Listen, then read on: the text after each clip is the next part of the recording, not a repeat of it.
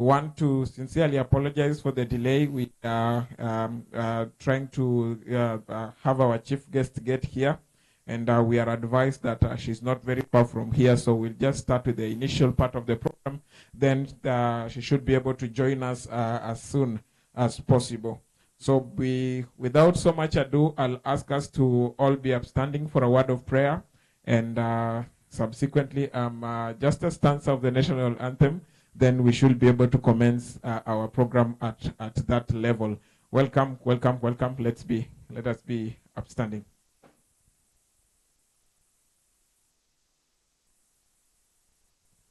Okay, I will say the prayer. Let us pray. Heavenly Father, in the mighty name of our Lord Jesus Christ, we thank you, O Lord, for your faithfulness. We thank you for the gift of life. We thank you for another new day, O God. Father, we are grateful for the privilege to be found stewards, O God, of this great resource that you gave us, which is our environment. We pray, King of Glory, that in this season, even at this time, as we discuss on how best to carry on with that mandate as stewards, utilizing the resources, the knowledge, the technology, and the development that you have blessed us with, O God, we pray that this conference is going to be fruitful, is going to help us, and when we live here, we are going to live here as better stewards with better resolve to take good care of our environment. We pray, oh God, that even as we gather here throughout our stay in this place, Jehovah, may the environment accept us. May the air be good for us. May the water, may the food, may the conversations, and everyone. We announce that at the end of the day, we shall all live happy and we shall all live with a better resolve and better results for to take care of our environment. Thank you for all the guests, and thank you for even all the delegates that are here. And we know that with your help, with your wisdom, with your guidance, everything is well with us. We give you glory, we give you adoration, for it is in Jesus' mighty name we pray. Amen. Thank you. So while still standing, we are just going to do the national anthem. I'll request the media guys to help us with that. Welcome, media.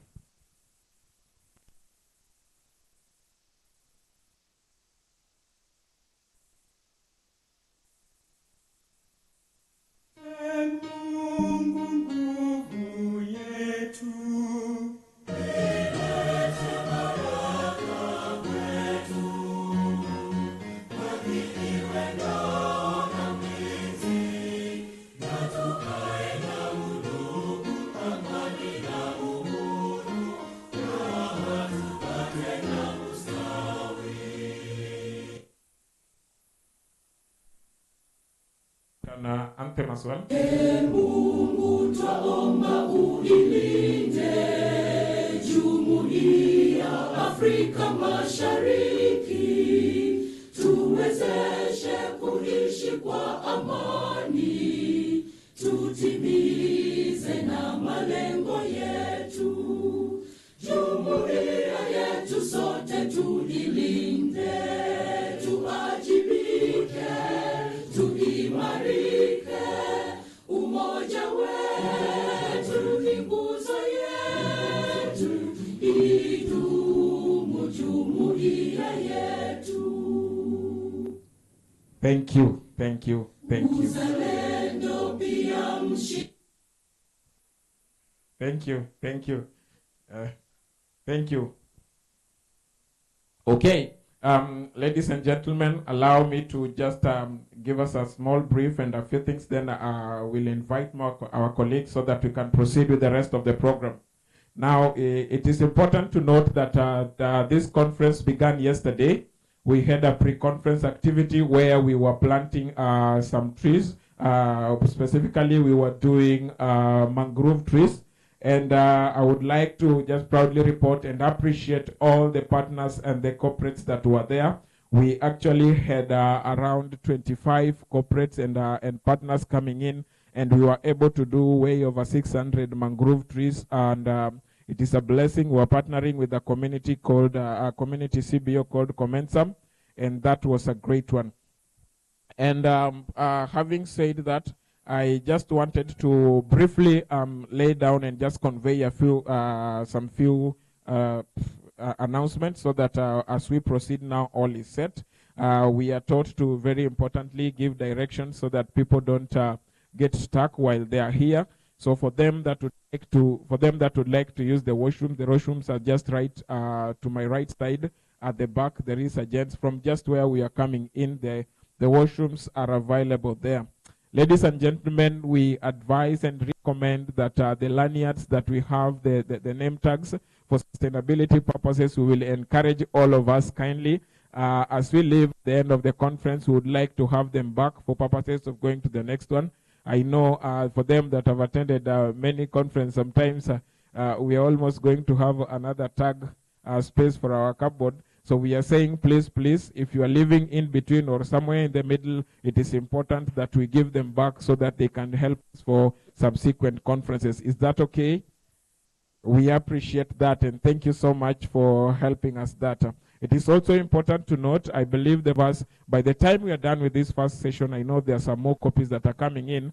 The program will be available. And the reason why we are talking about this is because we have breakout sessions where we are having various topics covered. We are going to have 2 breakout rooms. So it is important to familiarize yourself with that, because it is at that time that one should be able to join the breakout room of their interest to them.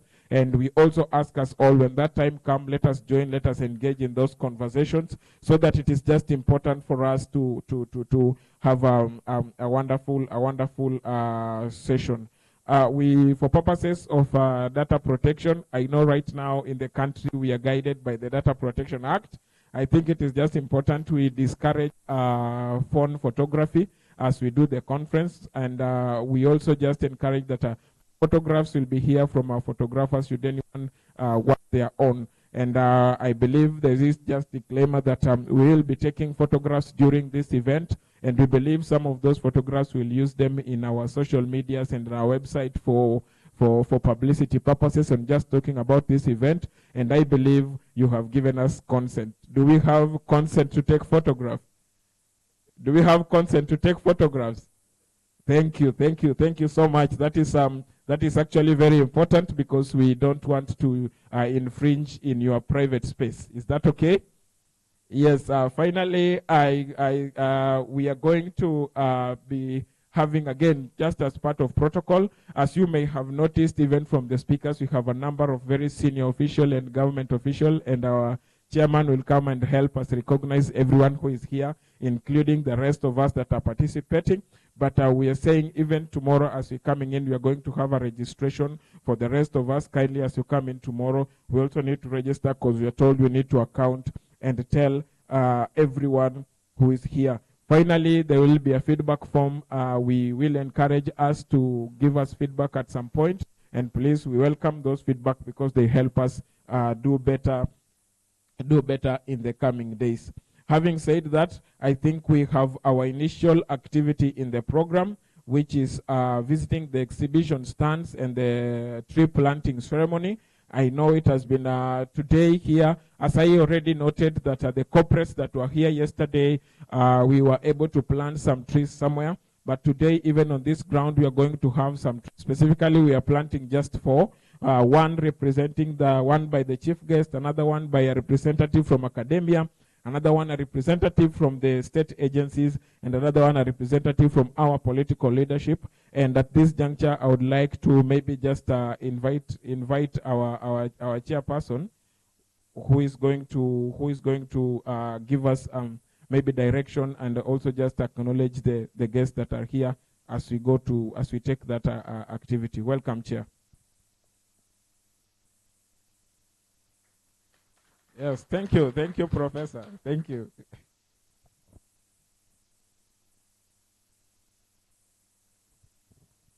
Hamjamboni nyote. Jamboni tena. I think let me not try Kiswahili. We are a bit late, and apologies for that. I want us to go to the introduction after this. So for starters, we have a tree planting ceremony, and we can do that together with our key guests. Then after that, we visit the exhibition spaces, and then after that, we come back to run the program as appropriate. Mkinikubalia tufanye namna hiyo ama vipi? Aya, so kindly let's exit towards the gate. We do the tree planting and then we visit the booths and then finally come and start the ceremony officially. Thank you.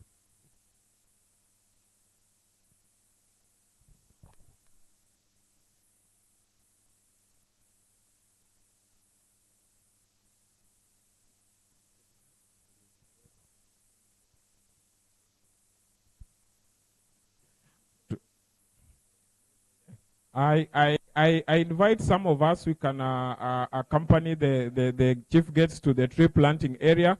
And also the rest of us, we are going to have a simple exercise that where all of us are going to just take a tour around the exhibitions. Should you have something you're interested, it is just a brief tour so that you can take note of who is there. Then if you need any further engagement, that can be done after this. So welcome all of us. I'll ask us to just all go so that once the tree planting is done, the rest of us can be visiting the booths. Then we are going to come back here immediately after that. Karibuni sana. Yes, the hotel management is assuring us of the safety of our material, equipment, computers. So it is okay. You can leave your computer at the desk. Yes, the place is okay.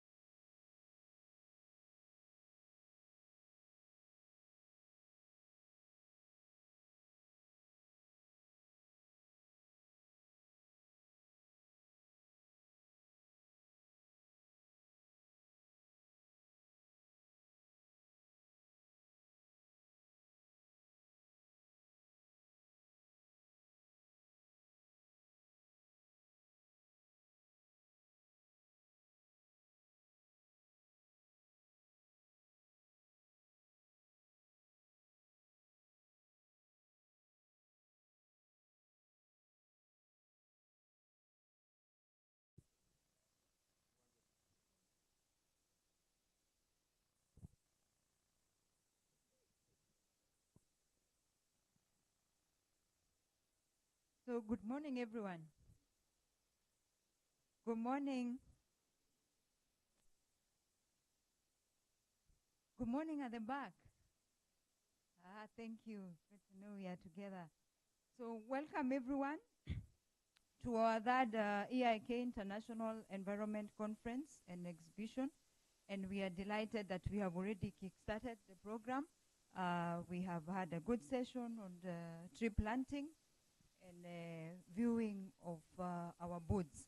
So we want to go straight into our program without wasting a lot of time, because time is far gone. And we want to just take some opening remarks from our key guests. And I want to start off immediately by welcoming our chairman, Mr. Alex Mugambi, the Environmental Institute of Kenya chairman, to give us the opening remarks and, of course, welcome all of us to this conference. Karibu, Mr. Mugambi. Good morning once again. First of all, I want to welcome you all. I start with our esteemed guests, Chair Emilio, NEMA, Chancellor, Prof. Bicheka, VC, Prof. Mugendi, Governor Saru, Honorable George Keshagwa, Governor Godana, our trustees, Riongo, Dr. Izani. We have DG Kipto, President Rarep, all members. I'll call you my guest today. You are my esteemed guest. I'm Jamboni. Without much ado, I want to go straight into a small speech that I had, and actually to also thank you for this continued journey.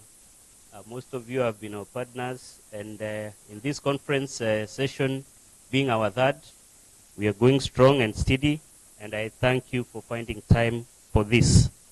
So it is with immense pleasure and gratitude that I stand before you today to welcome you to this third annual international conference organized by Environment Institute of Kenya. This, I'll say, is not any other EIK conference, but it's a very special one for us. And it is special because this has been year 10 for us since when we started with the blessings of NEMA and all other professions in the sector. Our founders are here.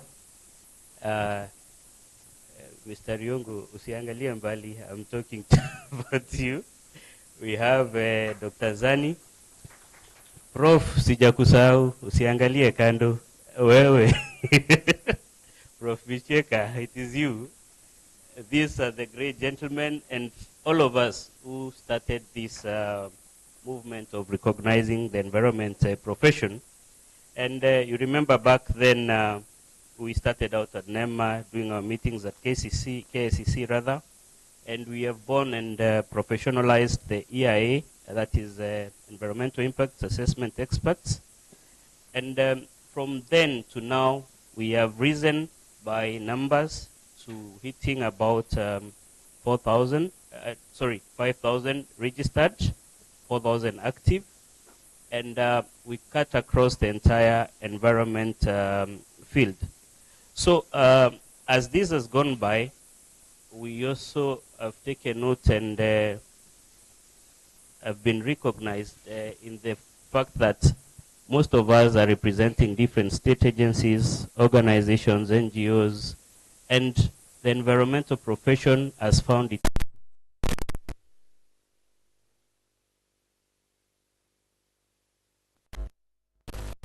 there.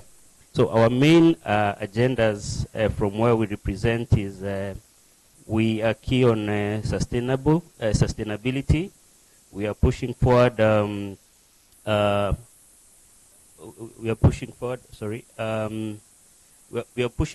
this agenda as a key anchor in building our nation, our economies, our business, and our communities' resilience.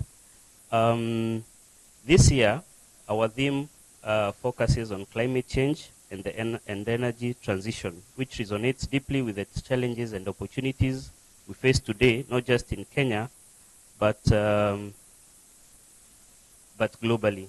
It is an honor to see such a diverse gathering of experts, practitioners, and policymakers, all united by our shared goal to create a more sustainable future for all of us. Thank you to our partners, and allow me to mention just a few who have been key to us.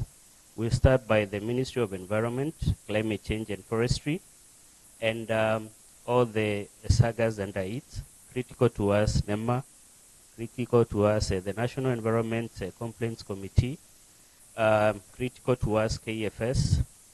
We have the Ministry of Energy and Petroleum. That is KenGen, Ketraco, and EPRA. We have the Ministry of Transport and Infrastructure. These have been our partners through the years. That is Kura, Kera, Namata, Kenha. We have the State Department of Housing and Urban Development, critical for the housing sector, where we have the KISP, the KUSP, and the KENSAP, that is the Kenya Informal Settlements, Kenya Urban Settlements, and that other one, sorry. Then we have the judiciary. It has come in at a critical time, and that is through the Environment and Planning Division. We have a National Research Fund, which has been a great partner. We have the German Development Corporation. We are also joined by our peers, that is the Rwanda Association of Professional Environment Practitioners. And we also have the academia, that is UON, Kenyatta University, Kisii, Embu, and JKUAT. We are so many, I can't mention all. I'll say that at TIK, our mission has always been to provide a platform for collaborations, research, and action in the environment sector. Over the years, we have seen remarkable progress in addressing environmental challenges, yet we are also aware that the journey ahead remains daunting. Climate change continues to disrupt ecosystems, threaten livelihoods, and challenge our existing systems. However, we are not powerless, and together we possess the knowledge, skill, and the will to drive the change that is necessary. Today's, or rather this, the next 2 days, starting today, we discuss and engage on energy transition, which are particularly critical. As a country and continent, we must embrace the shift towards cleaner, renewable energy sources. This transition is not only about reducing emission, it is also about unlocking new economic opportunities, improving health outcomes, enhancing energy access, and the creation of green jobs and promoting that sector skill. Kenya has already made significant strides in adopting green energy, but we must ensure that this momentum accelerates to reach every corner of our nation and region. Ladies and gentlemen, we are privileged to have a lineup of distinguished speakers and panelists, each of them who bring a wealth of experience to this conversation. From government representative to private sector leaders, academia, civil society, the richness of perspective here today is a testament to our collective commitment to safeguarding our planet. As we embark on this 3-day journey of learning, exchanging ideas, and forging partnership, I encourage each one of you to engage fully. Let us not only discuss the problem, but work towards tangible solutions. I urge you to be bold in your thinking, daring in your innovation, and steadfast in your resolve. Before I conclude, allow me to thank once again our esteemed partners, sponsors, the organizing committee for making this event possible. Special thanks to our key government and private sector representatives for their continued support. To all delegates, I wish you fruitful deliberation, and I look forward to seeing the actionable outcomes that will emerge from this conference. Together we can and we will make a difference. Thank you, and cheers to the beginning of another decade of intense growth, increased ambition, and powerful sustainable actions. Asanteni sana. Thank you, Chairman, and thank you for reminding us it's EIK at 10. We have come a long way. So we are really grateful that we've had the chance to have a number of our guests arrive, so we will go straight into the opening remarks. And just to mention that we will have an introduction moment after tea break where we acknowledge who is in the room. Tell your neighbor we'll have a Darakaniti moment. We want to see who has come in great numbers.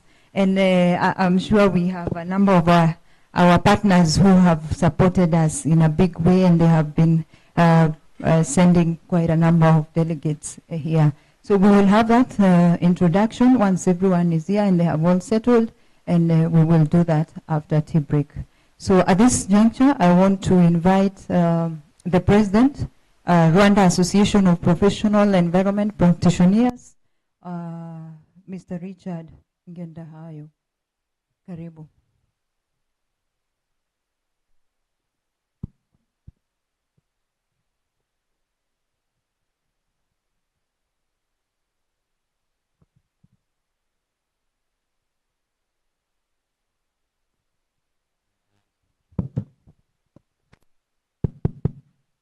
Habari zenu. My name is Richard Ngendahayo. I'm an environmental social safeguard specialist, and I'm the chairperson of Rwanda Association of Professional Environmental Practitioners since 3 years. So I'm very glad to be here among you for this third conference of EIK. And I'll be with you today and tomorrow so that we can discuss on this topic and see what's the way out and how do we tackle with this critical issue, which is climate change, and how we get out the climate change effects with the energy transition. So thank you so much.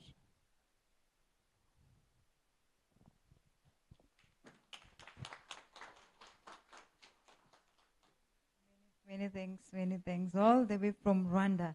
And just to our chairman, I hope one of these days we are going to set this conference to Rwanda. I hope you are welcome to partner with us.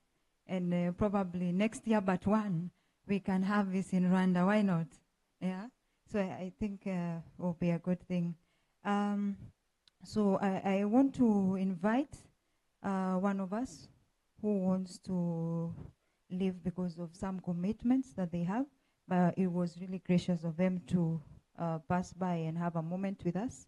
And I want to welcome Professor Daniel Mugendi, the Vice Chancellor, Embu University.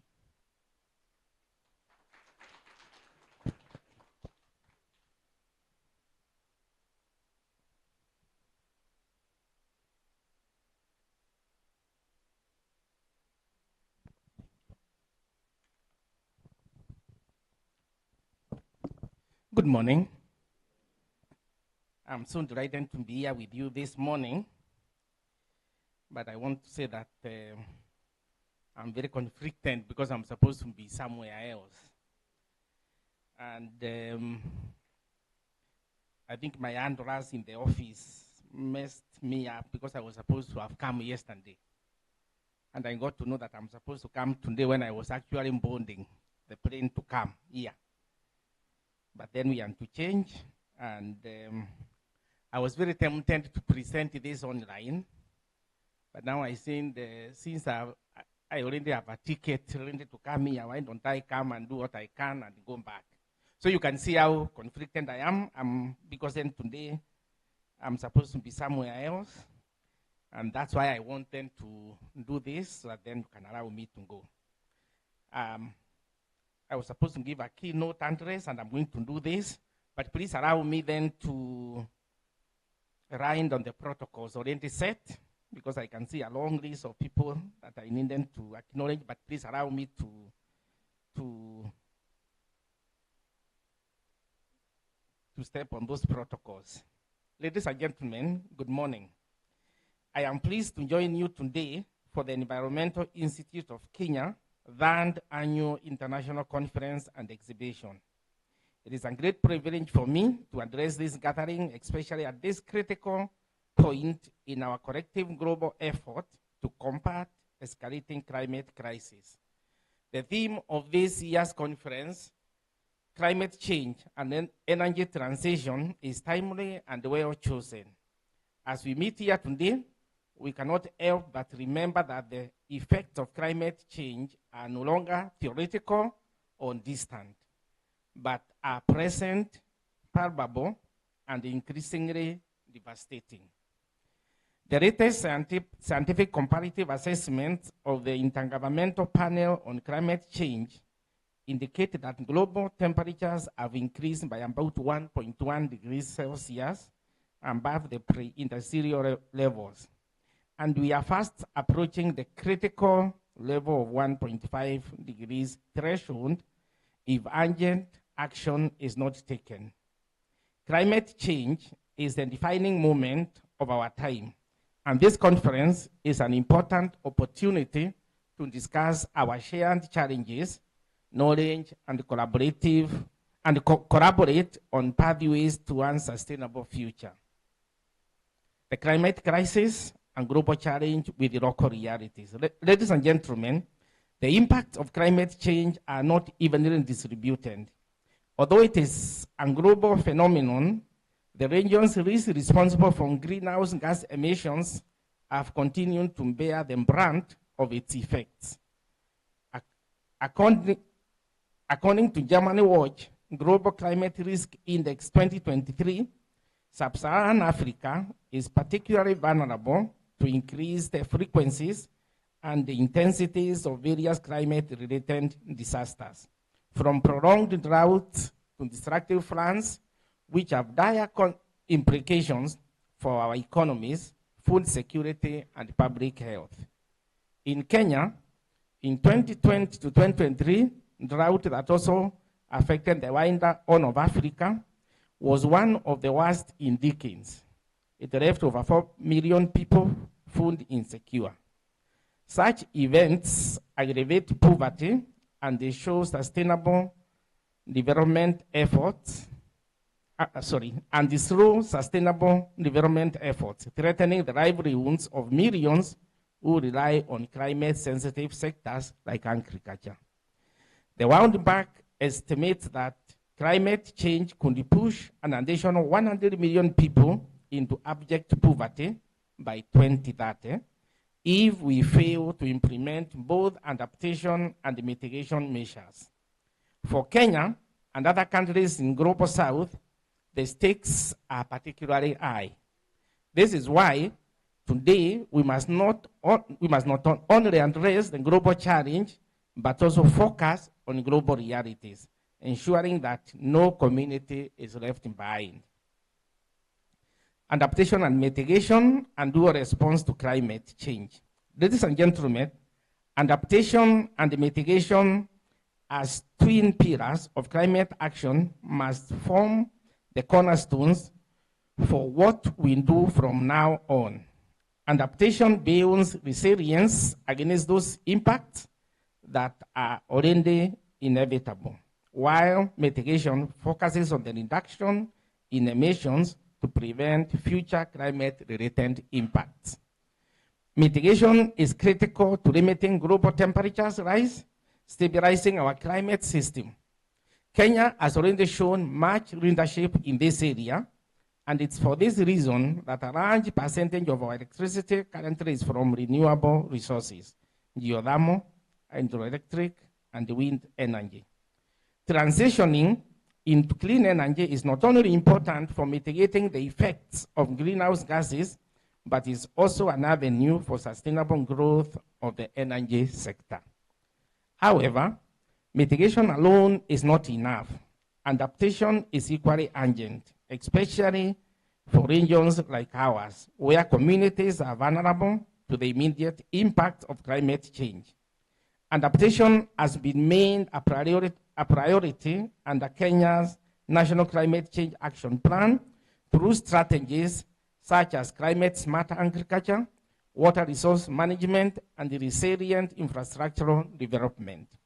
These initiatives cushion vulnerable populations from the worst effect of climate change while promoting sustainable development. The role of adaptation cannot be understated. According to the African Development Bank, it is estimated that by the year 2050, effective adaptation strategies in Africa will require an annual budget of 50 billion USD in investment. Yet, global financing for adaptation remains inadequate, with the United Nations Framework Convention on Climate Change, noting that only a fraction of the $100 billion per annum promised by developing nations has been delivered. The role of academia in climate change, the case of University of Embu. Distinguished guests, at the University of Embu, we believe that institutions of higher learning have a very important role in leading climate action, informing policy, and spurring innovation. The university remains deeply committed to the cause of advancing climate change adaptation and mitigation through the work of our newly established Center for Climate Change Adaptation and Mitigation. The Center for Climate Change Adaptation and Mitigation was established to drive cutting-edge research and provide critical insights into climate adaptation strategies that are specific to our region. The main mandate of the center is to advance sustainable development and resilience in East African region and beyond through innovative research, education, advocacy, and community engagement. Our efforts are pegged on 4 pillars. 1, research and innovation. The center carries out multidisciplinary research into some of the most pressing climate-related challenges. This ranges from the study of nature-based solutions such as agroforestry, which offers increased resilience and carbon sequestration, to the investigation of how renewable energy technologies can be integrated. Among the ongoing projects is the evaluation of potentiality of bioenergy from agricultural waste that represent an environmentally friendly alternative with value addition. The second pillar, education and capacity building. We are committed to equipping the next generation of leaders with the knowledge and skills necessary for addressing climate change. For this reason, studies on climate change are now being integrated into academic programs to ensure that our graduates hit the market, ready and prepared to drive sustainability in whatever field they choose. Additionally, the center provides specialized training to local communities on the adoption of climate-smart agriculture, among other adaptive practices that help protect their livelihoods. 3, community engagement. Climate action needs to emanate from the realities of local communities themselves. We create symbiotic solutions with farmers, pastoralists, and other stakeholders by addressing their unique climate risks. Through our outreach program, hundreds of farmers have been empowered to use conservation techniques and more sustainable agricultural practices that will enhance their food security while reducing greenhouse gas emissions. Number 4, policy and advocacy. University of Embu is committed to influencing the course of climate policy at both local and national levels. We have been involved actively in the formulation of the county government of Embu's Climate Change Action Plan, and other activities that shape policies towards resilience and sustainability through partnership with government agencies. Stakeholders' contribution to climate action. As University of Embu and other institutions of higher learning continue to play a key role in the leadership of climate action, we all agree that we cannot succeed in isolation. We cannot succeed in isolation. Climate change is a complex challenge that requires the participation of all sectors of the society, namely government, private sector, civil society, and international organizations. We must work together to implement the comprehensive solutions needed to address the crisis. The national governments are primarily responsible for setting of climate policies, mobilizing resources, and ensuring that adaptation and mitigation strategies are appropriately implemented. Although the Kenyan government has done a lot through its climate smart agriculture strategies and other initiatives, more needs to be done, especially on upscaling climate finance and strengthening institutional capacities. The private sector must play a key role, particularly in investing in clean energy technologies and green infrastructure. Private sector investment is essential for scaling up renewable energy, electric mobility, and climate resilient agriculture. Partnerships between the private sector and academia can speed up the development of climate smart solutions. Civil society and communities, civil society organizations are at the forefront of raising awareness, advocating for vulnerable populations, and holding governments accountable. For this purpose, all local communities, and in particular rural ones, must be empowered to take an adaptation actions. After all, we must ensure that climate finances reach the grassroots levels where they are most needed. International organizations, multilateral institutions such as United Nations Environmental Program and the World Bank are highly important in providing the technical and the financial support for the developing countries to achieve their pledges and their nationally determined contributions. In addition, the international community needs to strengthen its commitment. Ladies and gentlemen, in conclusion, I wish to state that as we reflect on the enormity of the prevailing climate challenges, it is clear that the road ahead is long and demanding. Yet we are not without hope. The solutions are within our grasp, but they demand bold action, sustained commitment, and a heightened level of collaboration. The University of Embu, through the Center for Climate Change Adaptation and Mitigation, is ready to play a part in this global endeavor. We commit ourselves to leading in research, developing ingenious ways, and creating capacities within communities for adaptation to climate change. I call upon all the players to join hands and work together towards the implementation of adaptation actions that will ensure that our country is able to withstand the impacts of climate change and become one of the global leaders in building a sustainable and resilient future. Let us leave this conference with renewed determination and collective will to make the necessary interventions for the future survival of our planet. The time for action is now. Thank you very much, and God bless you.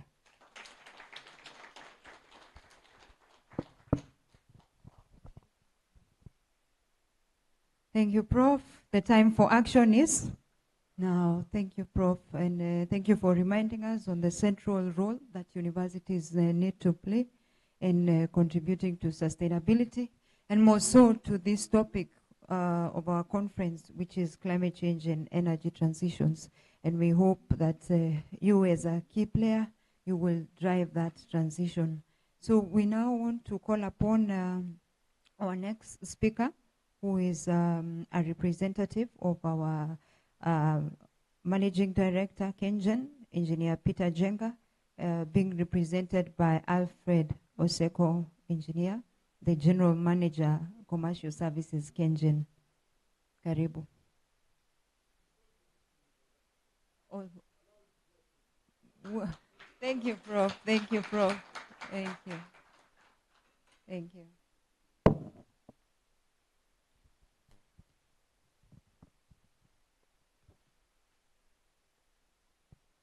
Thank you so much, Purity, for the introduction. And It's always nice to say your name, to hear somebody say your name.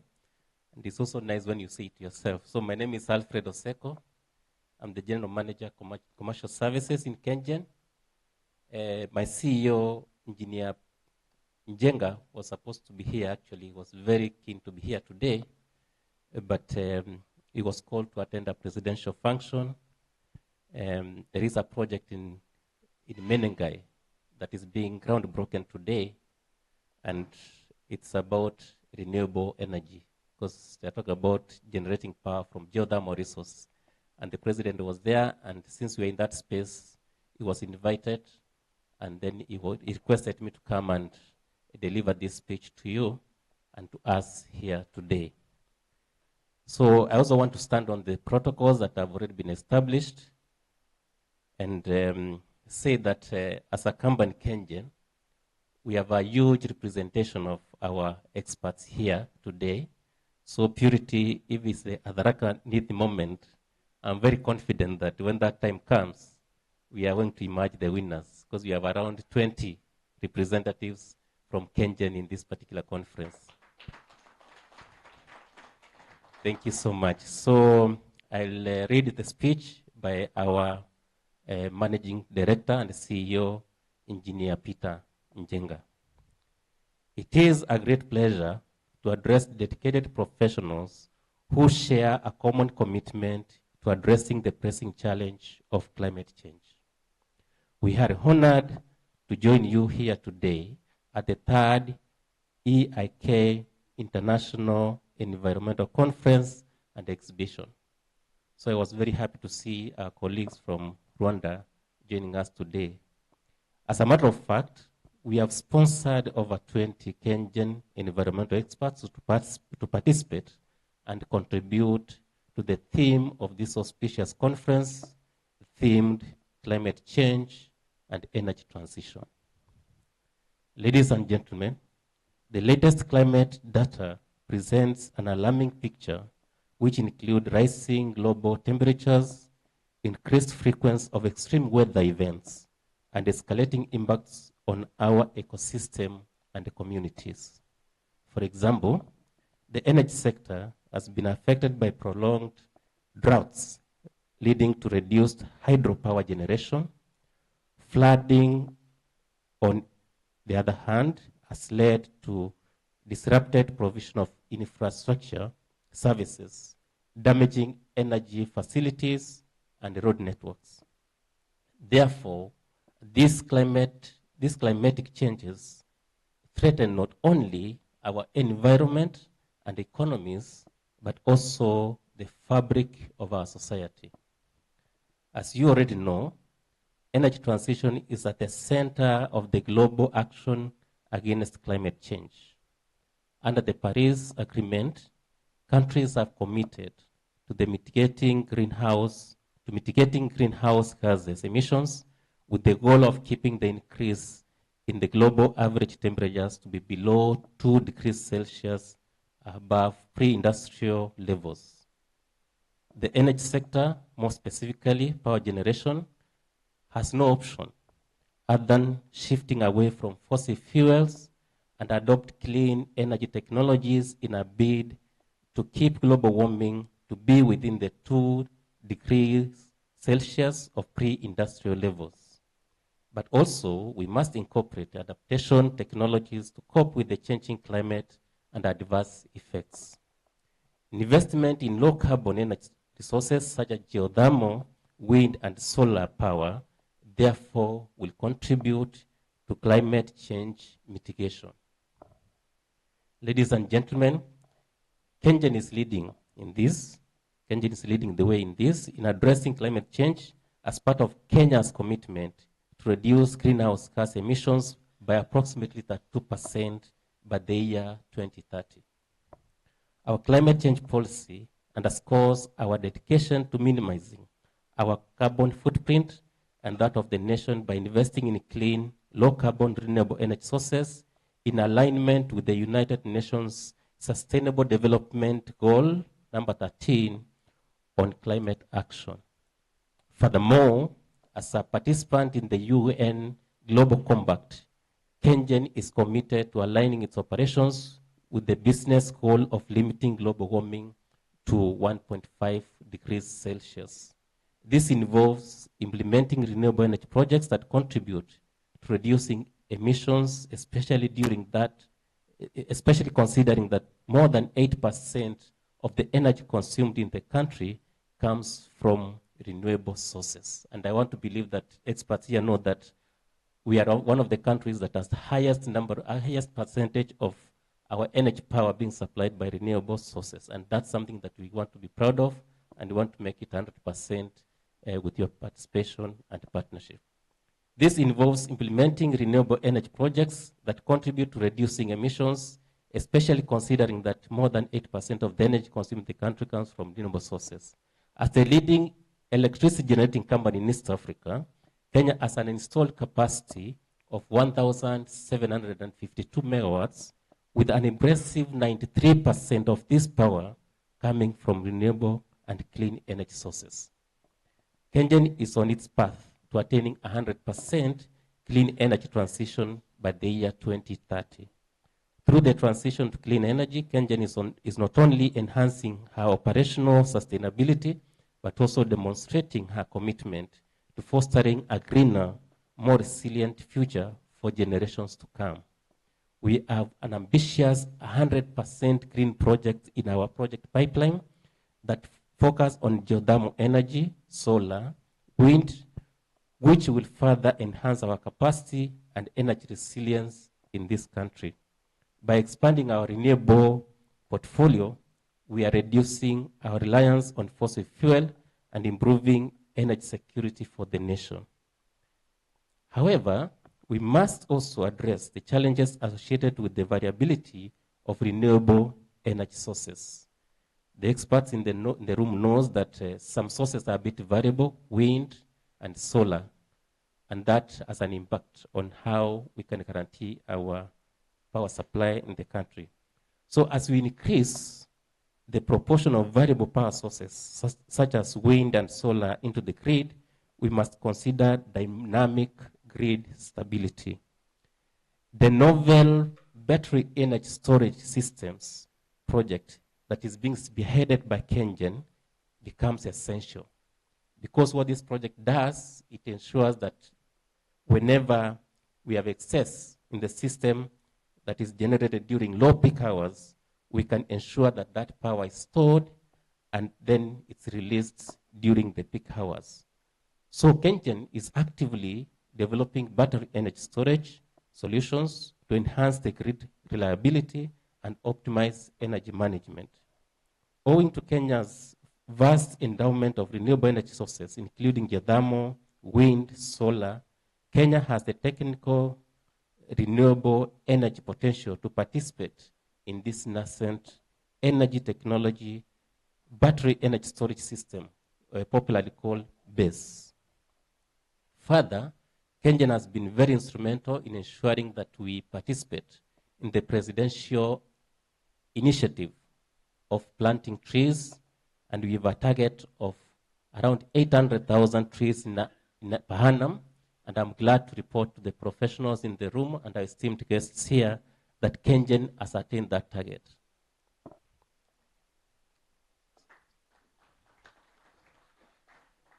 In our pursuit to transition to 100% green energy, it's important that the transition is just. KenGen is committed to engaging the local communities, ensuring their voices are heard and their needs are met. This transition presents an opportunity for job creation in the renewable sector, upskilling initiatives for workers, and moving away from fossil fuels. We also need and seek strong partnership among government, business, and communities to develop supportive policies that drive innovation and investment in clean energy technologies. At KenGen, our commitment to renewable energy is not just about numbers, it's also about creating a sustainable energy future. This means moving towards clean energy in a way that is equitable and inclusive. KenGen is committed to ensuring that all communities around its power plants are empowered.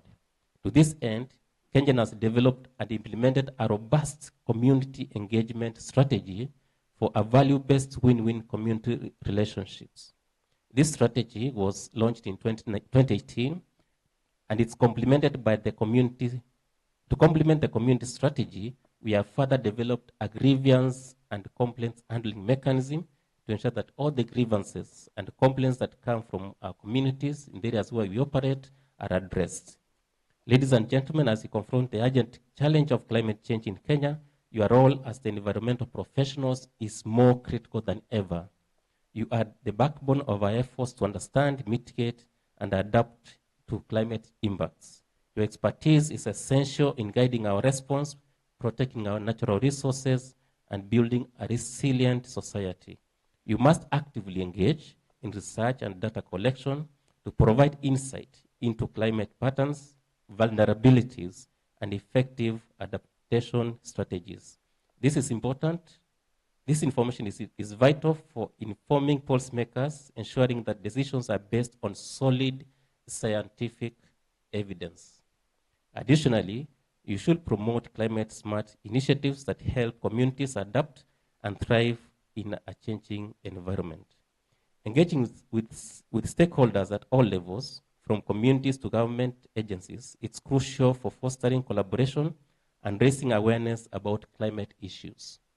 Together, your efforts will drive meaningful change and empower our society to navigate the challenges of climate change. That's why this conference is important, because it offers you and all of us who are the professionals a platform to have a discourse on these issues. Ladies and gentlemen, as I conclude, I urge all of you to continue working towards a sustainable, just energy future. The path ahead will require collective effort and unwavering common commitment. I believe that a transition to renewable energy is not only achievable, but necessary for our own survival.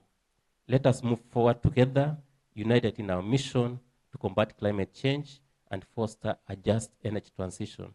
Together, we can turn. God bless you. Thank you, Engineer. Something that is at the heart of this conference. He's the chairman, the Board of National Environment Management Authority, Mr. Emilio Mugo. Karibu.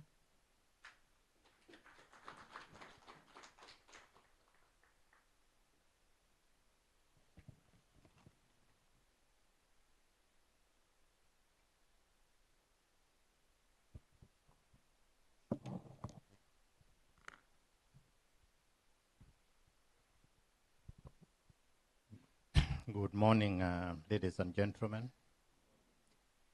I think I will also take you from those who have stood here before me and write on the protocols that are already established so that I can give my opening remarks to this very esteemed gathering. Like you have been told, my name is Emilio Mogo. Currently chairing the board of NEMA. I'm a forester by training, spent a lot of years in the forestry sector. Just about last month, we were in a conference like this, bringing together all the foresters and the natural resource managers under their society called the Forestry Society of Kenya, which I also have the honor of being the patron too. So it's a great pleasure to be associated also with the Environmental Institute of Kenya. And I'm very thankful to the organizers and the management of EIK for giving me that opportunity.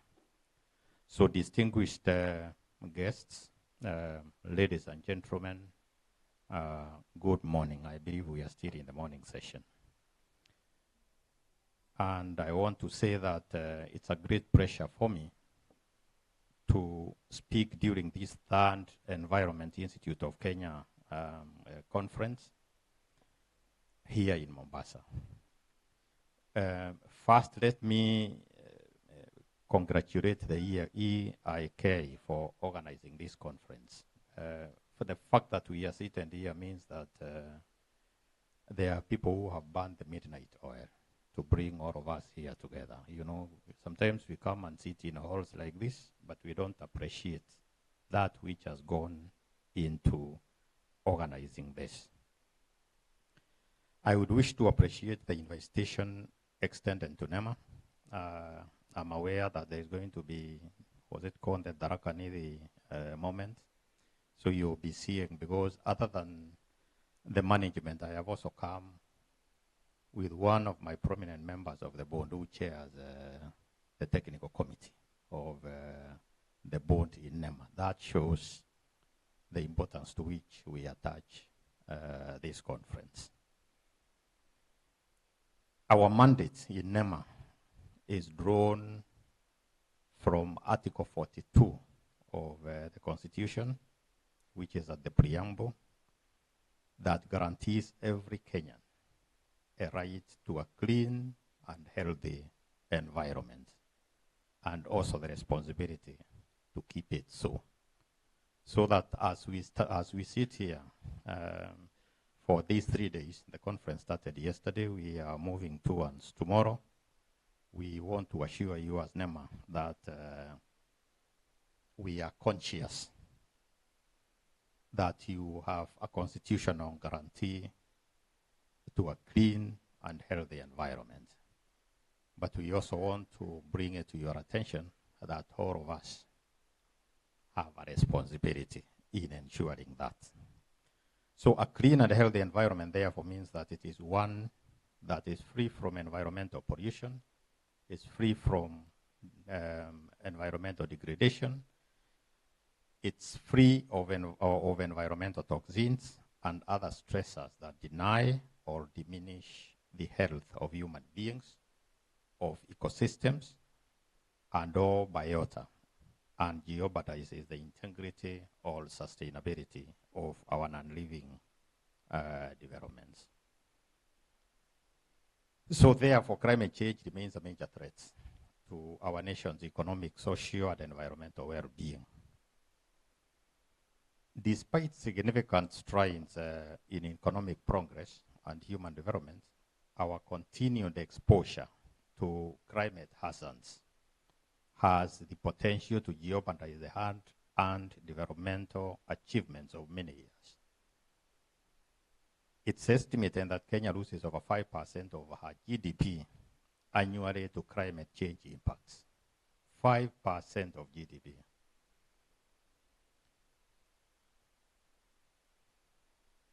Despite contributing to, and I think Professor Mugendi alluded to this in his speech, that we are contributing less than 0.01% of global greenhouse gas emissions. Yet you can see the impact that climate change is having on our GDP. So on that reason alone, Kenya has prioritized climate adaptation and resilience building as its priority, even as we make significant strides in transitioning to a low carbon climate resilience economy. The United Nations Adaptation Gap Report that was conducted in 2023 has revealed that as a group, progress on adaptation is slowing annually, particularly in the areas of finance, planning, and implementation of adaptation actions. Meaning that there is a lot of talk, there is a lot of interest to create impact, but if finances, the planning, and the implementation is slowing down, then it means that we are not matching our talk, our expectations, with the commitments that are required for that to happen. So this is causing severe implications on climate vulnerable communities, especially in developing countries like ours. Kenya is a climate vulnerable country whose extreme events are characterized predominantly with slow onset and prolonged droughts and floods with catastrophic consequences across all the sectors of our economy. As we may all be aware,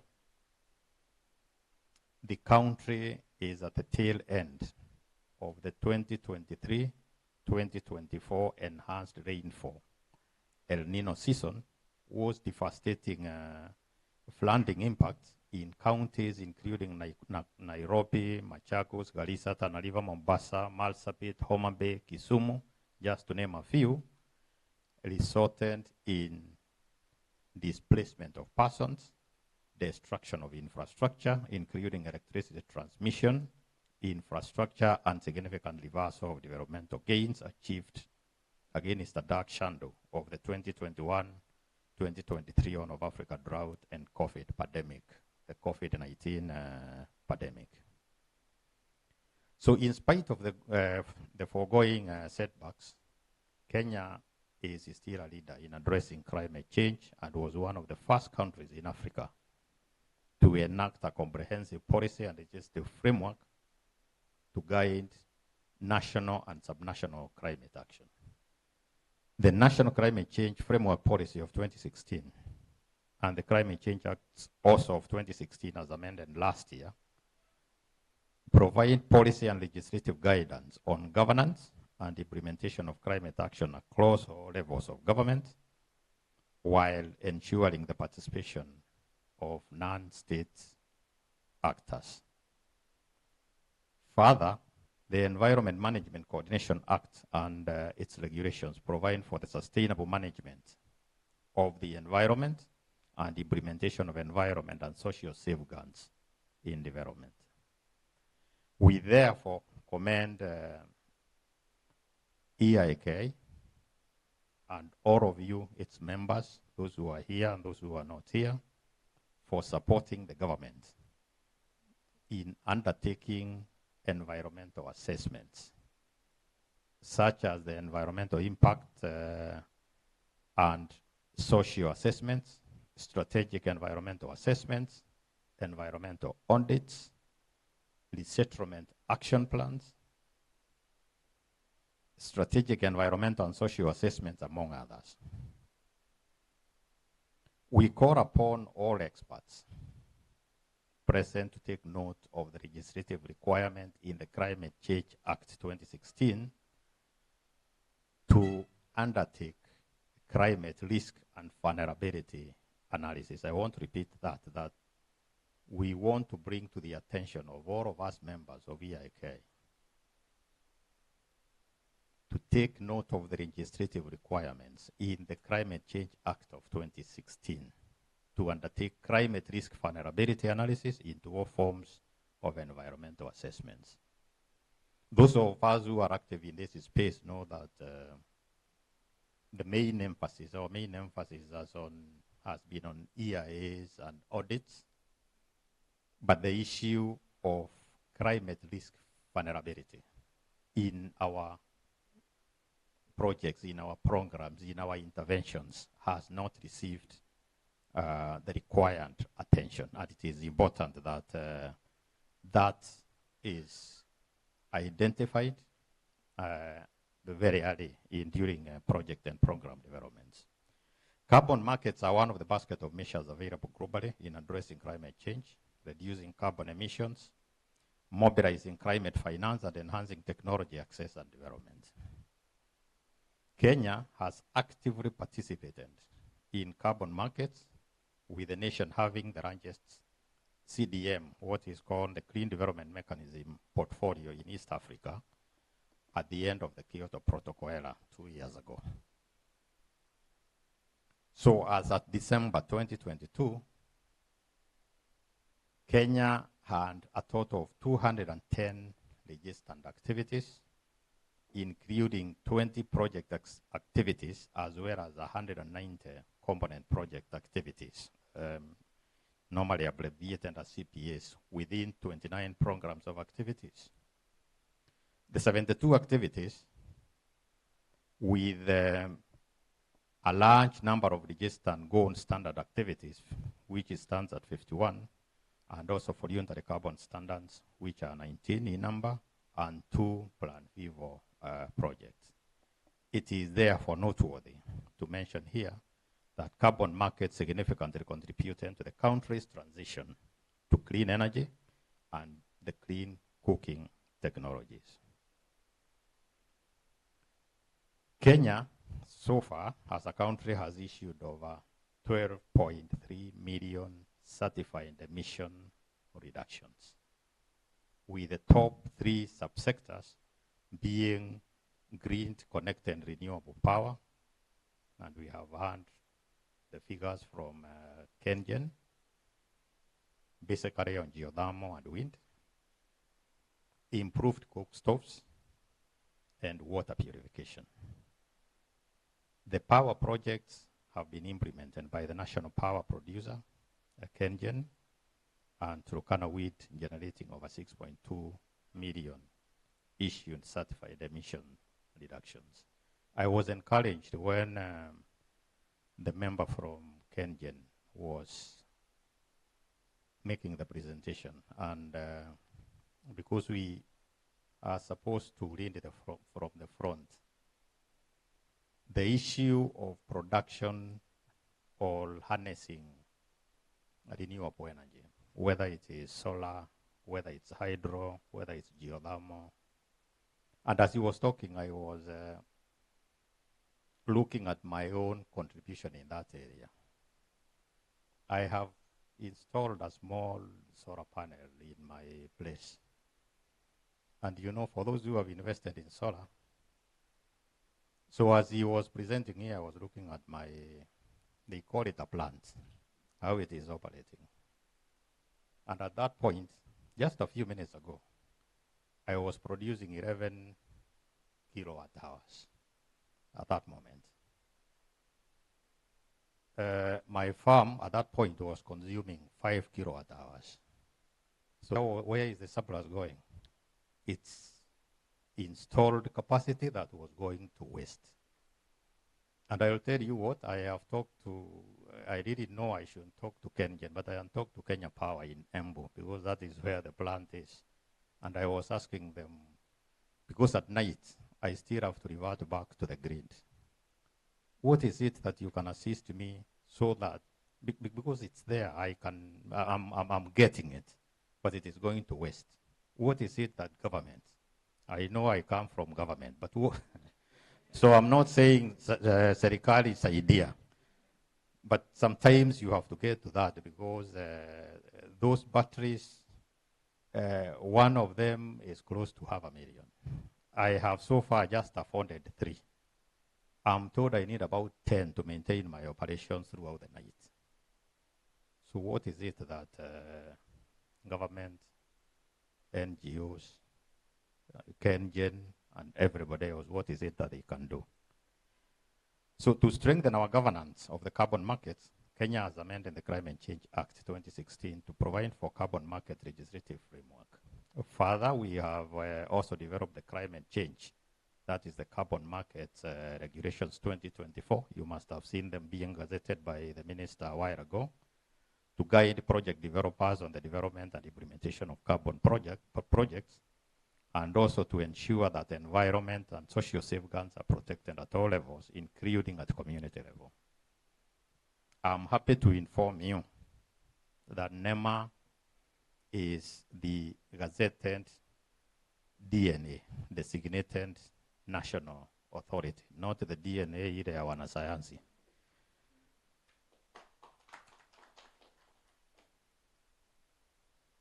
So it is the designated national authority on carbon markets, and we are also the national registrar, and therefore we remain available to support our stakeholders in the carbon market space. Dr. Odimu here from NEMA will tell you that they have already, as management, they have already set up the necessary infrastructure at NEMA, so that the issue of carbon space can be a little bit more, be more organized, because it was all over. You know, you didn't know which is the place that you would call a one-stop arrangement shop for you to pass by. So we call upon you, the community of environmental assessors and practitioners, to uphold environmental, social, and human rights safeguards in each carbon market project as required by the UNFCCC and also our Kenyan Climate Change Act. As NEMA, therefore, we are at the forefront of implementing the Environmental Management Coordination Act 1999 and subsidiary regulations that cover all aspects of the environmental media. Indeed, we are at the tail end of reviewing quite a number of the regulations so that we can bring them up to speed with modern times, modern information, and current practices. So in spite of a myriad of challenges over the years, including the unprecedented nature of environmental issues, coupled with their reinforcing effects, the authority has made significant strides in environmental management with the support of various partners and stakeholders. We call upon you, the members of EIK community, to continue to provide credible environment and social assessments to support us in bequeathing Kenyans a clean and healthy environment for all of us. Once again, I thank you very much for paying attention to my statement. Asanteni sana.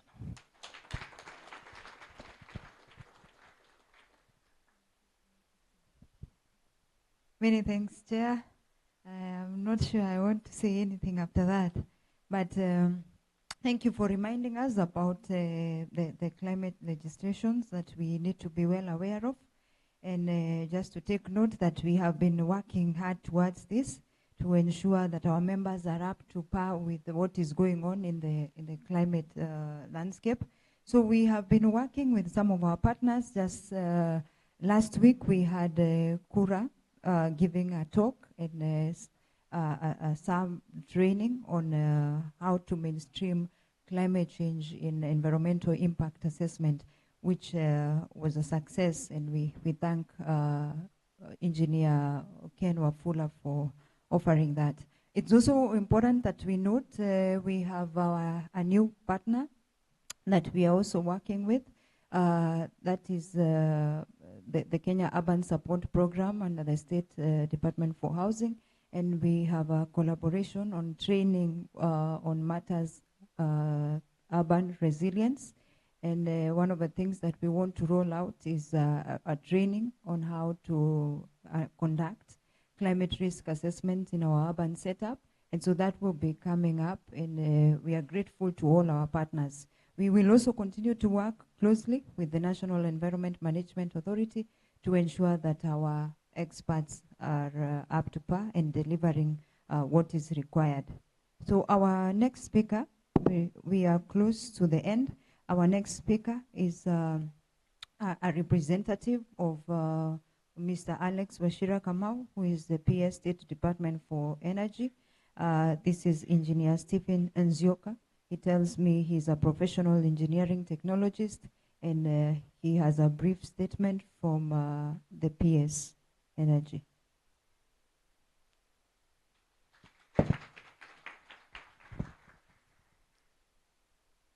Thank you.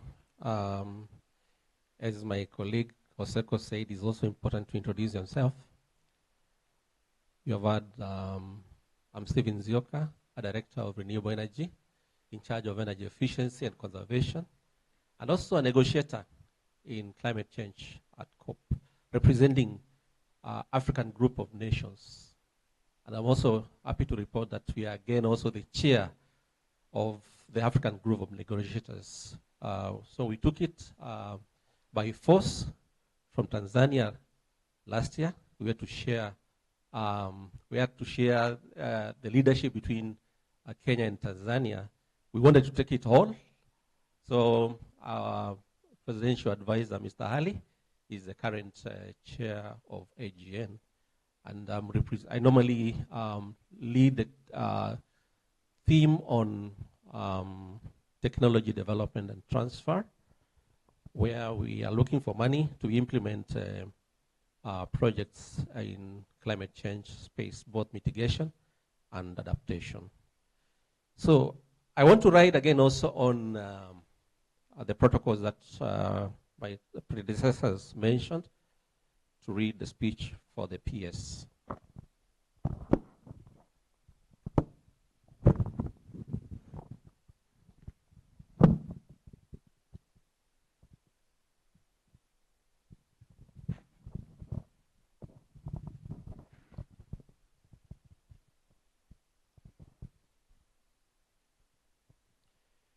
Honorable guests, distinguished guests, speakers and participants, good morning.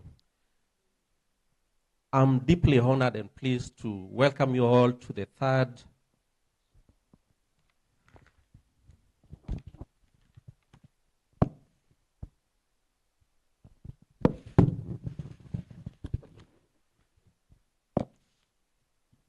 I'm deeply honored to and pleased to welcome you all to the third Environment Institute of Kenya International Conference and Exhibition on the theme, Climate Change and Energy Transition. The State Department for Energy recognizes that one of the most urgent and defining challenges of our time is climate change. Today, we recognize the responsibility based upon us in shaping the future of our country and the world. The impacts of climate change are a fundamental challenge on the environment, livelihoods, economy, and the country's inspiration on achieving sustainable development. The government of Kenya is committed towards the achievement of Sustainable Development Goal number 7 that aims at ensuring access to affordable, reliable, sustainable, and modern energy for all. We have set national targets towards this goal, which includes universal access to electricity by 2030 and access to clean cooking by 2028. This also will contribute to the achievement of the nationally determined contributions to reduce emissions by 32% by the year 2030, relative to the business as usual scenario of 143 metric carbon dioxide equivalent.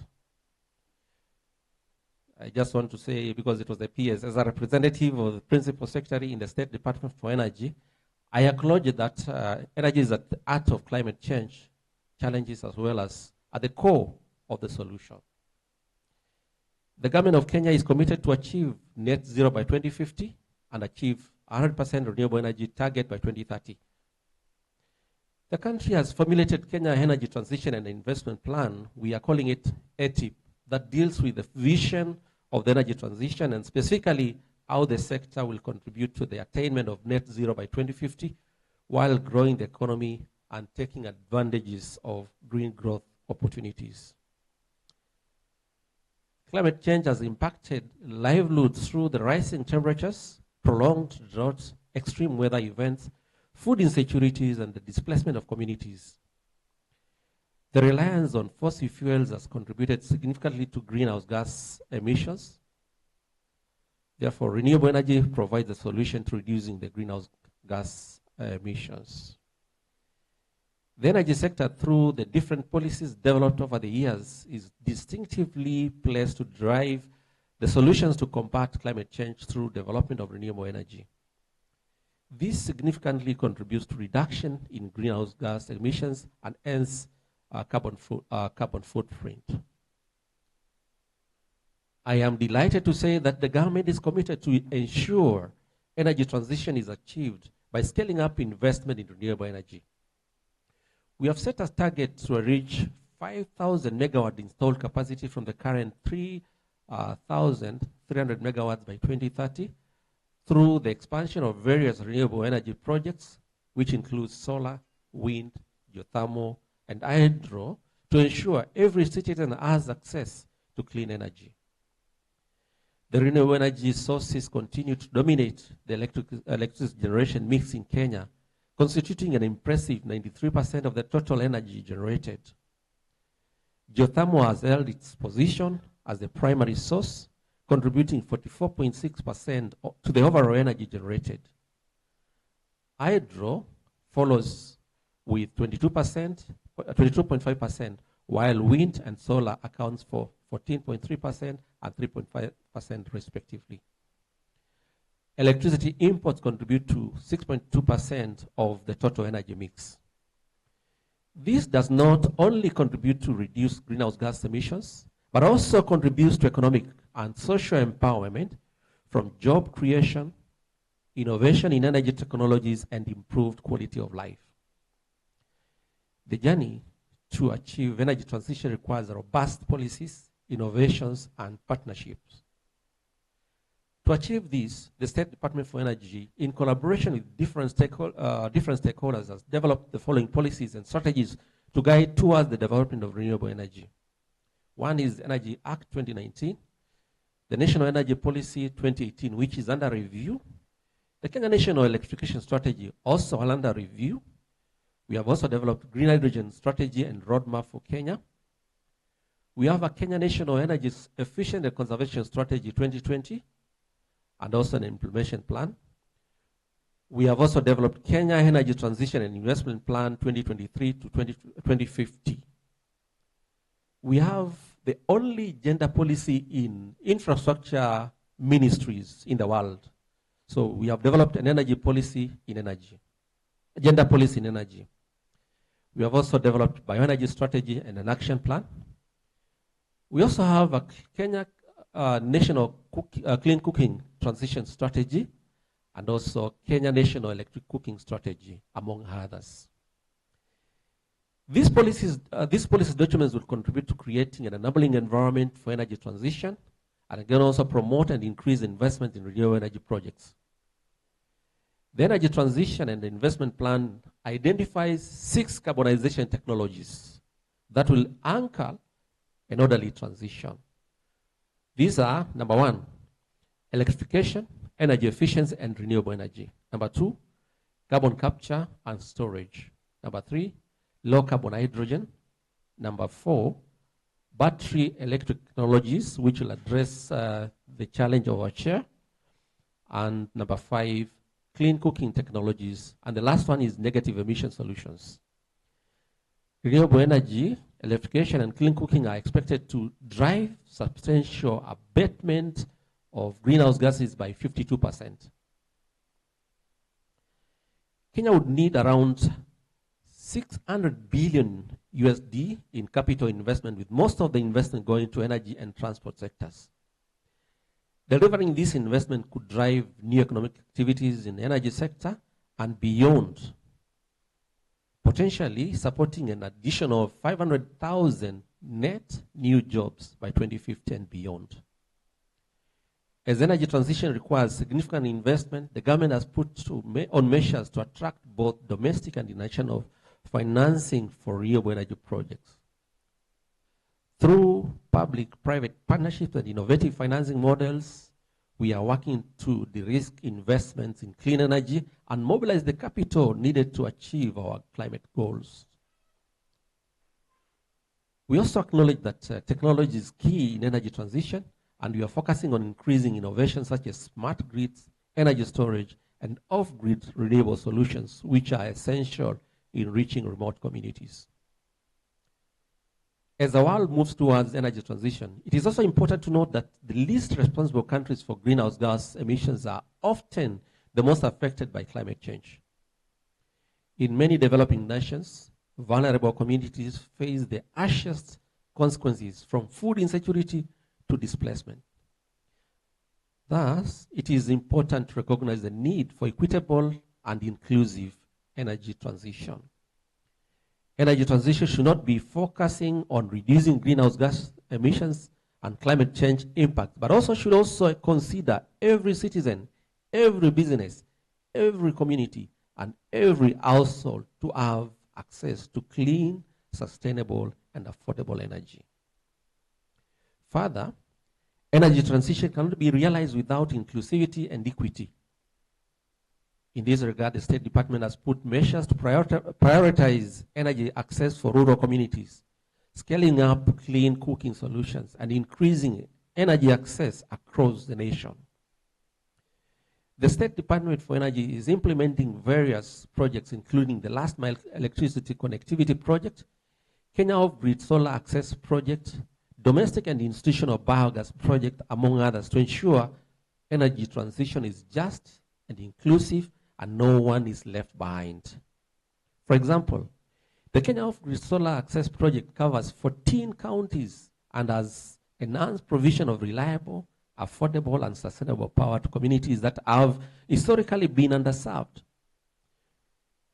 So we have already distributed more than 150,000 solar home systems through resort-based financing against a target of 250. Actually, the verified one, we have surpassed. We have already achieved 270,000. But the ones which have already been verified by independent verification agency is around 158. But we are 270 against 250. And we have 120 minutes grid that are going to be built. Already the evaluation has been completed. We are about to give the contract to the contractors to hit the ground in November, and we hope to complete this by 2026, September. We are giving them around 15 months to do this work in those 14 underserved counties. The solar home grids and home systems that are being implemented are transforming lives by empowering communities, leading to enhanced quality of education and health services. The energy transition will not be achieved by government actions alone. We recognize the need for collaboration among governments, the private sector, communities, research institutions, academia, civil society, and international partners. This will accelerate transition to clean energy through innovation, investments, knowledge sharing to build energy systems that are sustainable and inclusive. As we continue with the conversation on energy transition, we also need to recognize that it does not only include moving from one source of energy to another. Energy transition is also about reimagining the way we live, the way we work, and the way we power our societies. It is about creating a future where clean energy drives economic prosperity, environmental sustainability, and social equity. As I conclude, I want to emphasize that the decisions we make today will have profound impacts on the generations to come. We have a responsibility to act now, not tomorrow, and not next year, but today. The energy transition is not a distant goal. It is a present reality that we must embrace fully and collectively. Let us seize this moment to take bold, decisive action in combating climate change and transforming our energy systems for the better. Together, we can ensure a future where energy is clean, accessible, and sustainable for you. Thank you, and God bless you.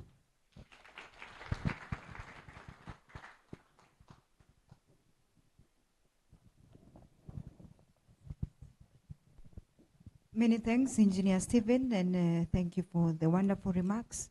We leave no one behind, and we take note of the gender policy that you have done. I heard it's the one of its kind in the world. At this point, I want to apologize for our time that has run much, but I think we are almost done with this session, and I want to assure you that our after tea session will be very light, extremely light. And I want to just beg for your patience and endurance as we finish this session. So I want to invite our very own Professor Ratema Mesheka to just give us his welcome remarks. I know he has more sessions coming up. So at this point, it's just to greet people and report that you are in the house. We are very happy as an institute to just see you. And then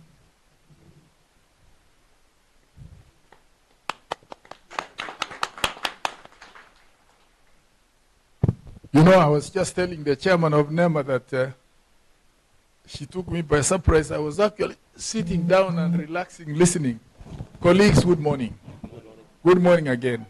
Really, I have no written speech whatsoever. And really, I'm glad to be here to be with you, continue the third conference of this extremely important environmental matter in this nation. And I have only information without writing. And I say 1, 2, 3, then I sit down. I think the first one is this. There is no way you can avoid these kind of meetings. Neither is there any way you can avoid change in climate. Neither is there any way you cannot go for competition for anything that can make you happy, like energy, power, solar, oil, etc. So you are sitting here, it's really a testimony that there is something happening. And I've been reading those very short abstracts in the document, and if really anyone bothers, go to the last one, written by my very good mentee called Dr. Ali Hassan Ali, on the Quran. I'm bringing you back to reality of life. Issues on environment touch back to the Quran, to the Bible, to the Orthodox, etc. It is up to us seated here to know how best we can control ourselves, control the country, and ensure that energy we get does not completely deplete. So you being here, the government, extremely nice in Sioka, my chairman, Emilio, my deputy governor from Taveta, who was actually here last time with us. I'm mentioning those few names to allow me to be at home that I was here last year, I was there the other year, and I was there in 2004 when we actually thought and started this kind of sitting. I wish you happiness. I wish you really the very best in thought, exchange, and don't stop. We will brainwash you to the last letter. The British brainwashed you and me to today, and we adopted this language called English. We are using it, notwithstanding. There is nothing wrong now to actually brainwash every one of you to think, understand, protect environment, which my chair here said clearly, every one of us, including those not even here, and those traveling in the air now, is entitled to a clean, healthy environment, and you have a right to actually debate, argue, take anybody messing up with your environment to court. I wish you well. I'm here with you, and I'm honored really to have this. I didn't expect this. Madam, you are not listening. I'm a teacher, you know. I thank you for calling me, and I'd like to stop here for this moment. Thank you so much, colleagues, and stay well. Thank you. Thank you, Prof. It would be wrong not to call you to greet our members, as we also ask our chairman, His Excellency Godana Doyo, to also chairman, National Environment Complaints Committee, to also just greet. It's just greeting. He has prepared a very wonderful presentation tomorrow. He will be a keynote speaker, and we'll have enough time to interact with him as greet our members.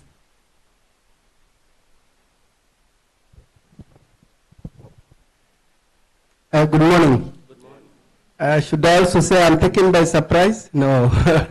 So thank you very much, delegates. Mine is to, first of all, congratulate the members of this profession who have made a lot of efforts to bring themselves together, just like any other professions in this country that have entrenched their occupation so that they're able to defend our national heritage, because first and foremost, when you look at the preamble of this constitution, environment is taken as a heritage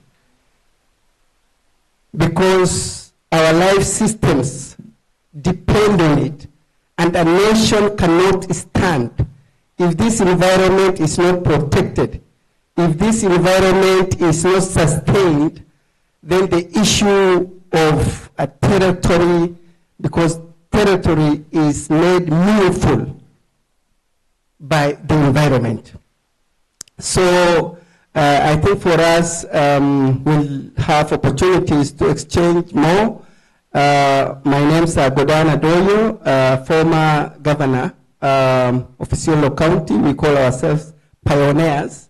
We laid the foundations of the county governments in the context of the new constitution of 2010.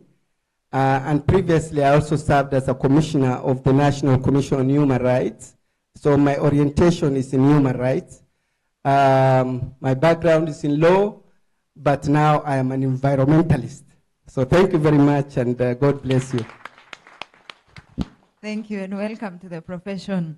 So my time here is almost done, and I want to just recognize that we have one of us that we cannot fail to mention as we now move to the close. I want to mention that we have the DG EPRA with us, Daniel Kipto Bagoria, and I don't want to squeeze time for him. He is coming after tea break. He will give us a keynote speech and we'll have time to interact with him. So I just want to leave it at that so that he can greet us after break. So I hope that is okay. So for now, I want to invite one of our members who we are really humbled to have, Honorable George Gashagwa. You will have the honors of inviting our chief guest so that then we can wind up the session. Thank you so much.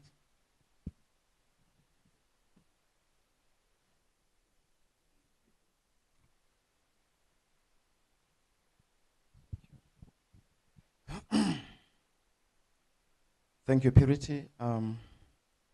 Just like the speakers before me, I want to thank EIK for convening this conference, and I'm grateful that you found time to invite me. And I'm here as a member of Parliament and a member of Blue Economy Committee, member of Blue Economy, Water and Irrigation. And I'm a member also of EIK. I'm so honored.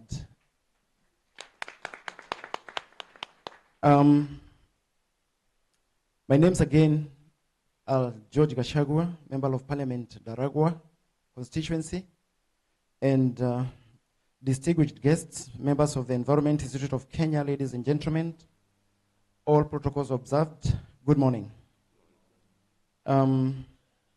It is my distinct honor and privilege to be here with you today, addressing such a gathering of esteemed professionals and experts, all committed to addressing one of the most pressing issues of our time, climate change and the need for a just and effective energy transition.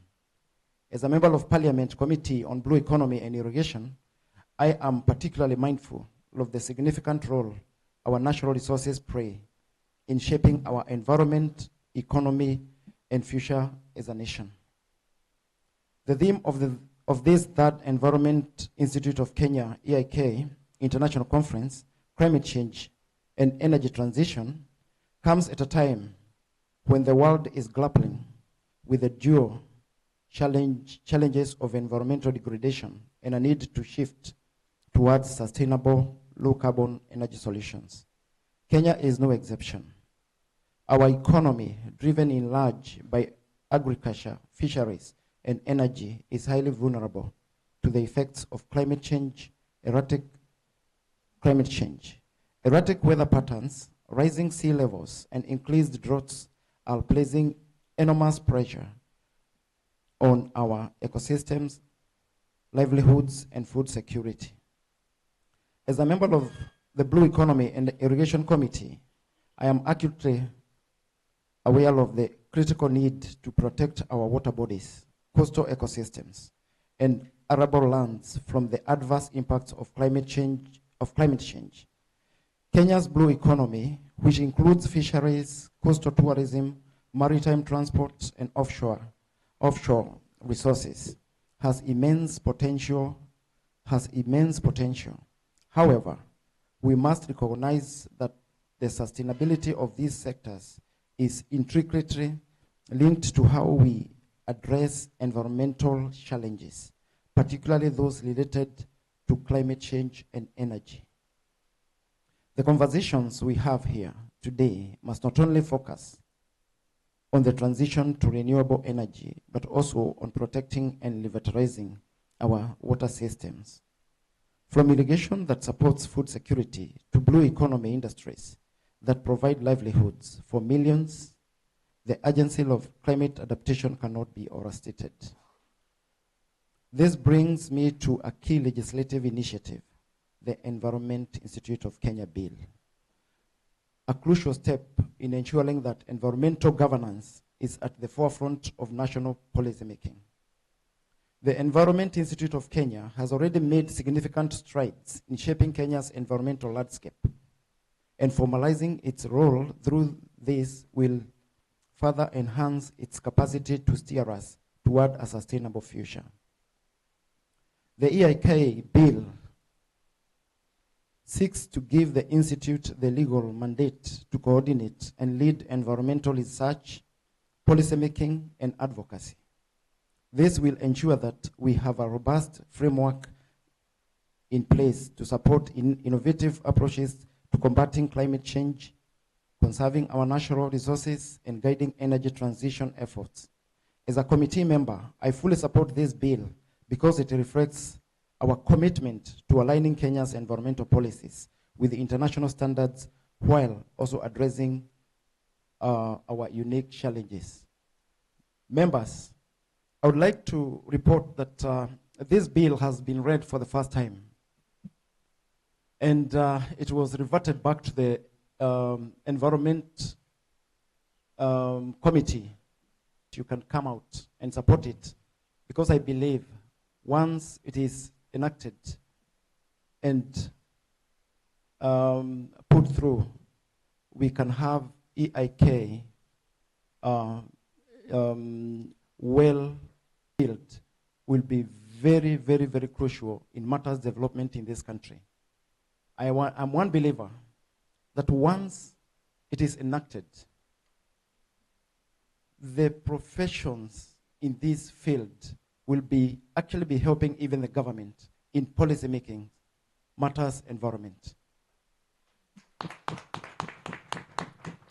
And most of the policies, I know this body will be acting, even if it's pro bono, in shaping the socio-economic policies hinged on environment. Because a lot of things have gone haywire. Because a lot of quacks, a lot of business people, I call them business people, have masqueraded as environmentalists and have gone to an extent of carrying out EIAs and the rest. And I believe this profession will be there to sieve professionals so that we don't have these quacks. And I know there are some things that go haywire, and professional environmentalists are blamed. So come over and let us make sure that this bill passes, and in future we'll be doing things knowing that we are recognized as a professional body. Furthermore, the bill emphasizes collaboration between the public and private sectors, which is critical in fostering innovation and sustainable practices.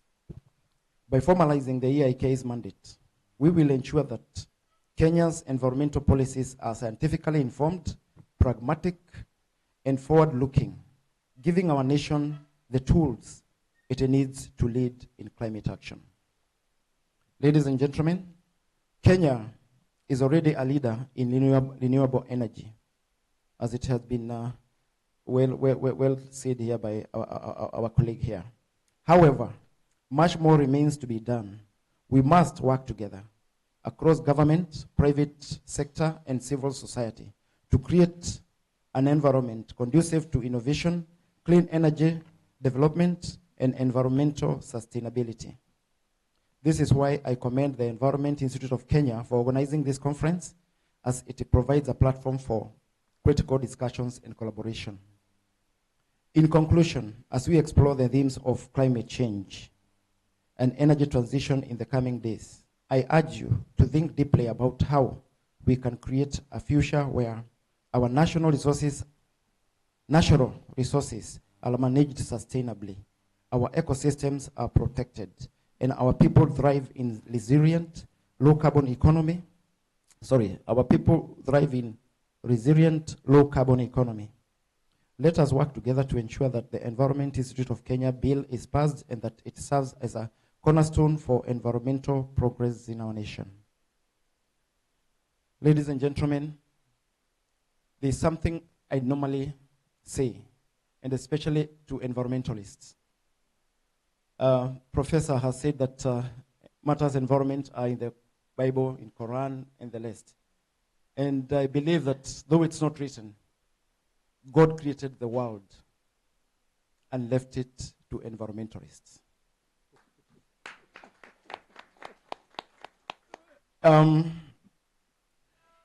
There is this problem of government policies, and even in budget making.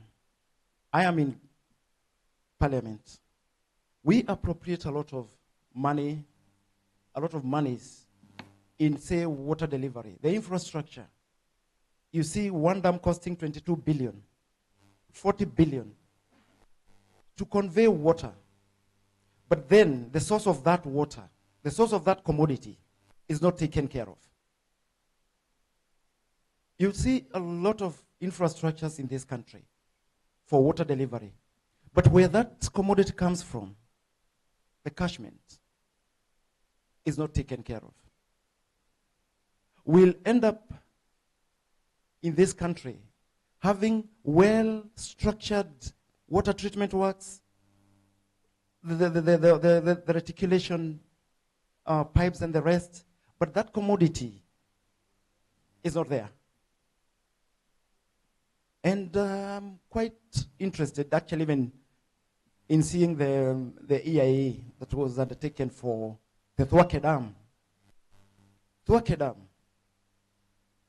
We normally see that there's a river, but for sure that's not a river. It's a big sewerage system.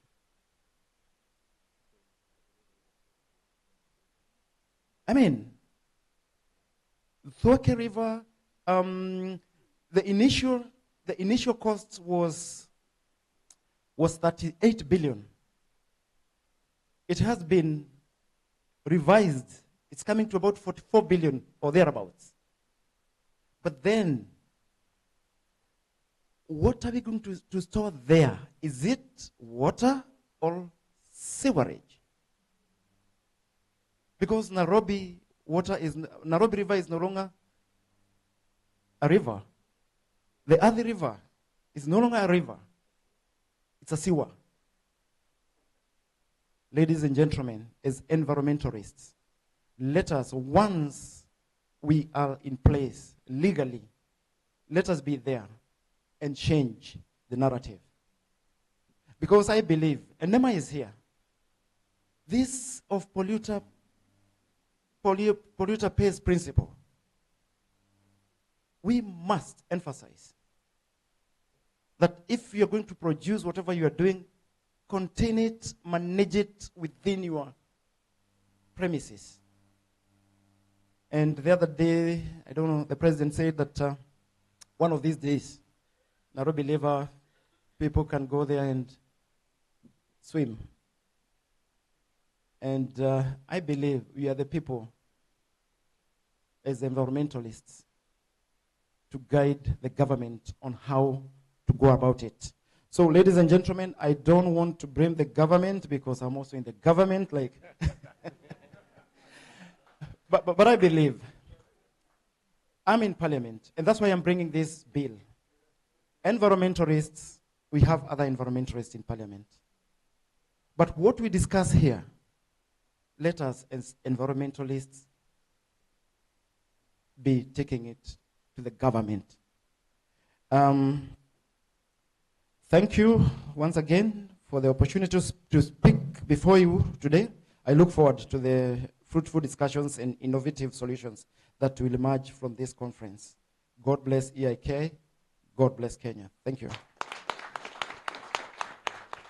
I was given a task to invite the PS for environment and if he's around, it's my honor to invite the person.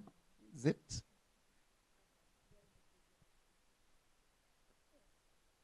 Okay, I understand he is well represented by Governor Sergor. Yeah. So, I think you'll guide me. Oh, yeah, sorry.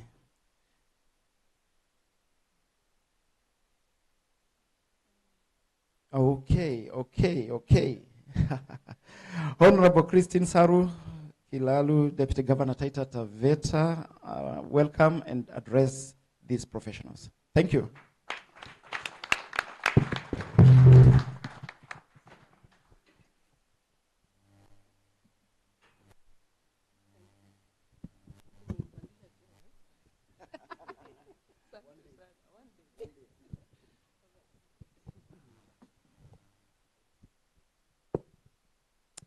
Good afternoon.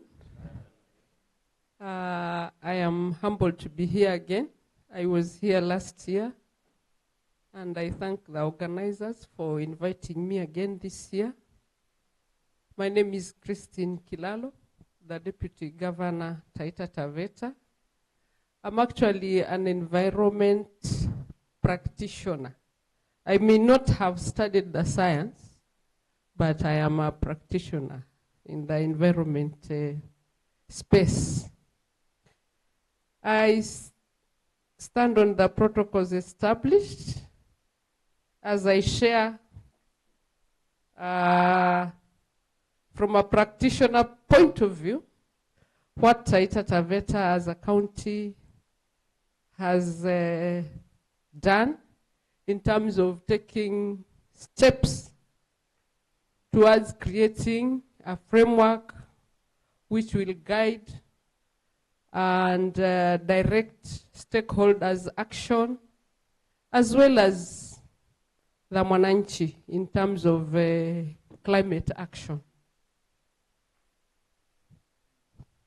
Distinguished guests, fellow leaders, members of the Environment Institute of Kenya, environmental advocates, scholars, and participants from across the globe.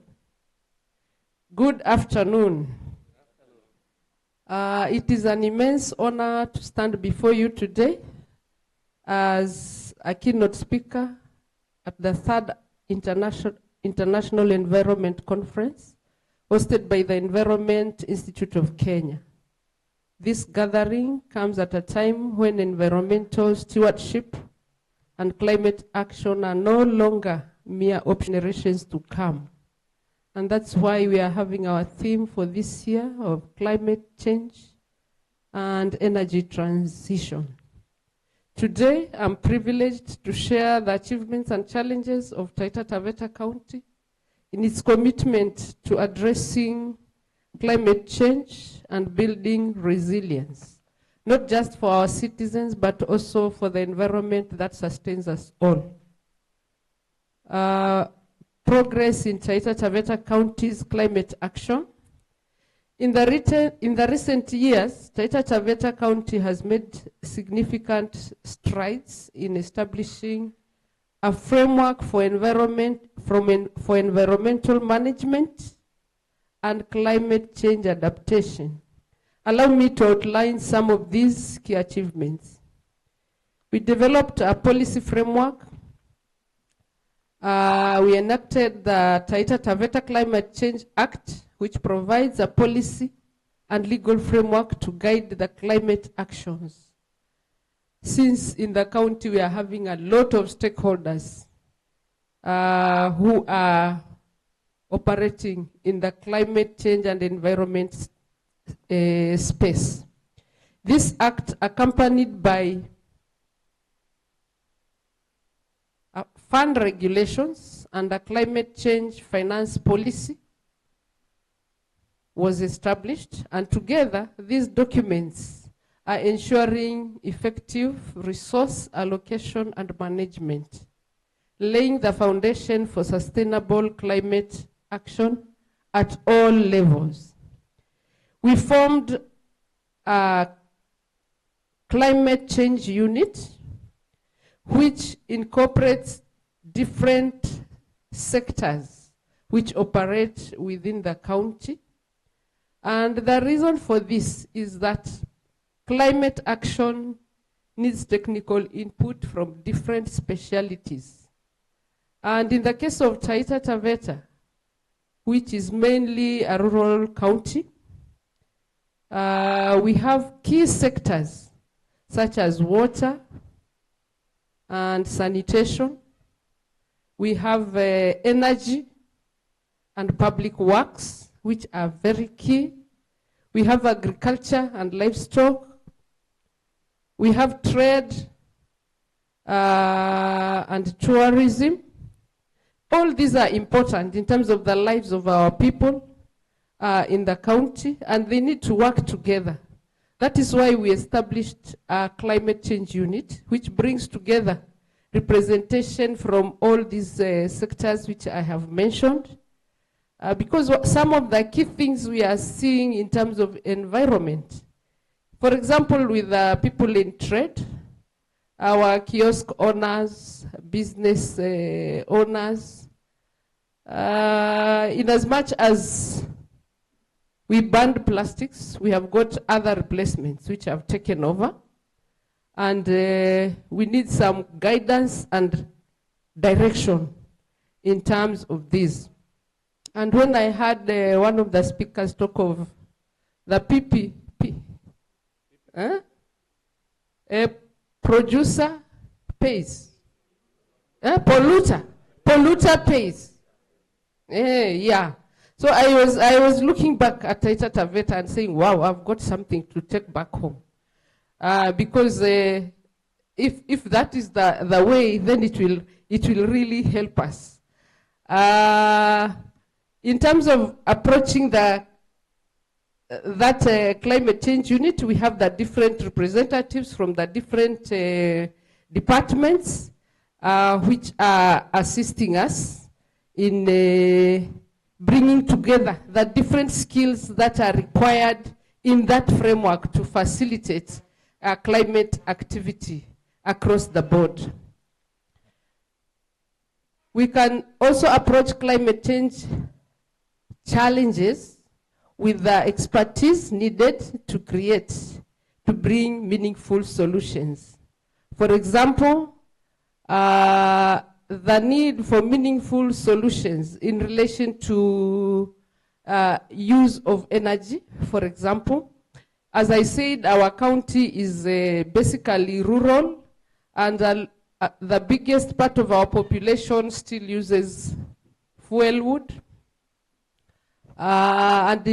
Because of livelihoods, we still have people who are selling charcoal.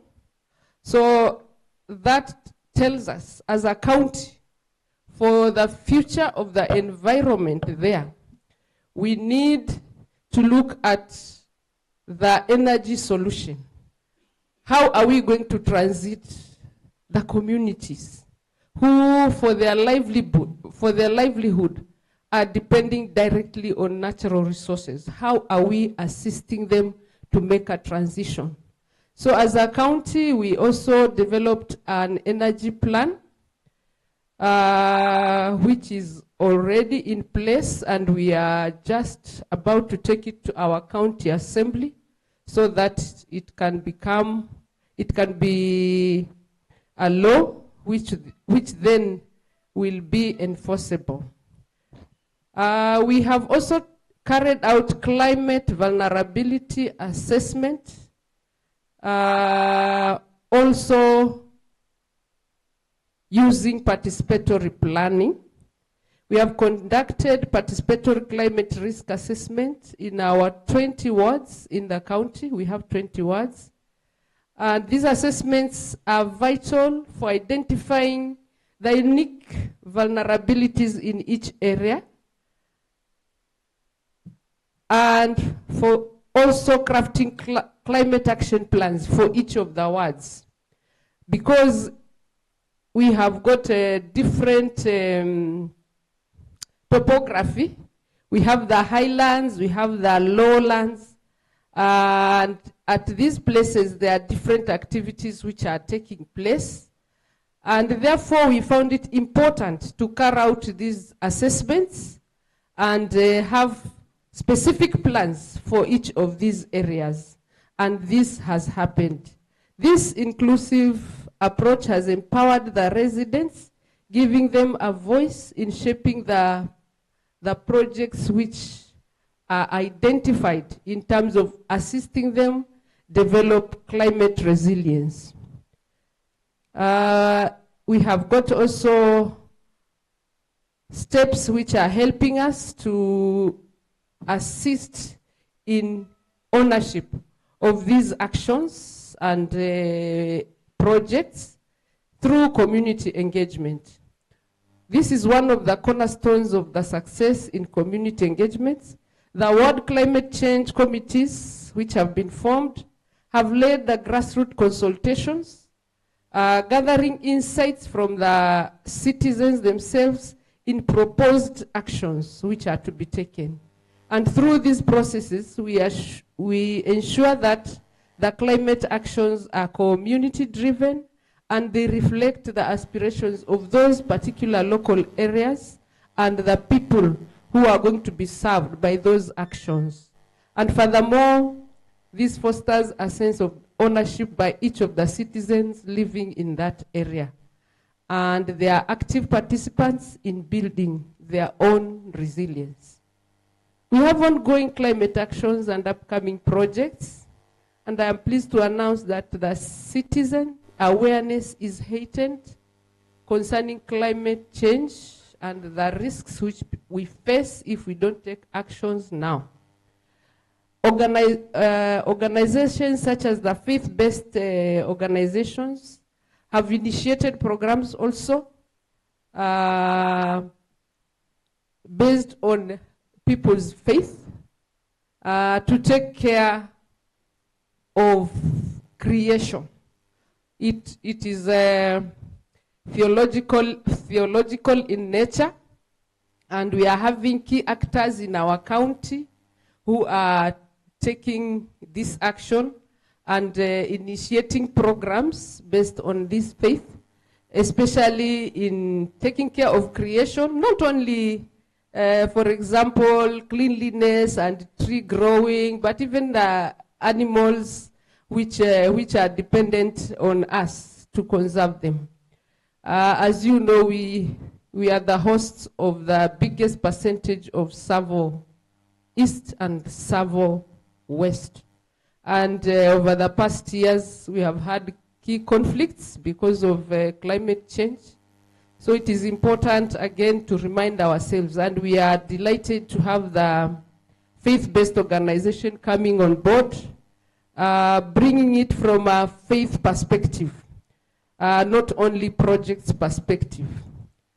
In terms of concrete action, in terms of developing resilience, we have had the ward committees identify risks which they need action taken so that we can mitigate the climate change impacts.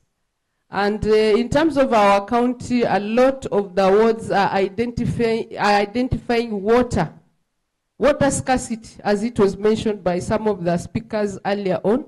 Water scarcity remains the challenge, and they're identifying initiatives in terms of addressing the water scarcity. In Taita Taveta, fortunately, we still have water surplus, if I can say so. Maybe we are the only ones who are still having surface water. But then it is not near where the communities are. So what has happened in the past, from the hills, we had streams running down. But then because of encroachment, because of lacking to take care and being good stewards of the environment, those springs, they have dried out. So at the moment, as a county, we are championing the restoration of the hills through these structures which we have put in place. It is not us to do it, but it is the people who live there. And that's why we invested in having the communities participate in assessing the risk and understanding what has led us to where we are. So that as we roll out the activities of restoration of the hills and growing the trees where they were, then they will be participants and the key people to take care of them because they have changed the behavior. We are also doing some construction of water pans to harvest storm water, especially at the bottom of the hills and at the lowlands. We have a lot of surface runoff because of the interference, of course, with the environment. So we are working with other stakeholders in terms of doing this so that we can collect the water that is running off. We are decommissioning and fencing dump sites, especially where the county collects garbage, and then we put it in designated areas. But some of these areas need to be decommissioned, as well as having reforestation efforts around those areas. And this includes planting a lot of trees and taking care of them. Last year when I stood here, I talked about what shaped my interest in the environment. It is what was done to me when I was a little child. So that is exactly what we are doing as a county, working with other stakeholders. Even as we move towards tree growing, we involve the children. They are the key to shape attitudes. Some of us who are older, who never participated, it may be difficult, but for the young kids, it is easy to shape their attitudes. The challenges we have met as a county, one of the key challenges is financing these activities, because our county is very expansive, and it is one of those with little population, so the kind of resources we access as county government is very little, and we are not also spared by what is going on nationally, because the share is again delayed in terms of trickling down to the county. So some of the activities may not be rolled out in the time that they have been laid out. But this does not stop us from continuing, because we are working with other stakeholders, as I said, the faith-based organizations, private sector, the banks, and other private practitioners within the county. Through their CSR programs, they have really supported us in these initiatives. We also have other partners, bilaterals, which are also working with us. So we don't depend on only one source of finance, but we depend on our relationships and collaborative efforts with partners. We are also implementing the World Bank supported FLOCA program, which is helping us in terms of putting in place the structures. It has helped us put in place the structures I've talked about. It has helped us prepare the legislation, the policy and the legislation. And we are seeing it assisting us in terms of assisting the communities develop the climate resilience. Challenges such as this also provide opportunities to innovate. And this innovation is about collaboration and sharing plans and sharing sharing information on the budget, so that the resources can be allocated well and in an inclusive manner within the county. Tracking of climate action across the expansive county has also been another challenge. This is because We have diverse ecosystems and limited resources. The key issues include the difficulty of monitoring remote and dispersed areas, inconsistent data collection due to limited technological infrastructure, and financial and human resource constraints. Coordination among multiple stakeholders is not very easy also, but it is complex and it requires a lot of investment in terms of time and even the willpower of those who are participating. The variability in climate zones makes standardizing tracking metrics very difficult. As I said, we have highlands, we also have some middle zone, and then we have the lowlands, which are purely semi-arid. So this makes it difficult to create a standard method of monitoring. And then inadequate policy frameworks and how the community awareness on tracking is important. That one also has been a challenge. I would like to move on in terms of sharing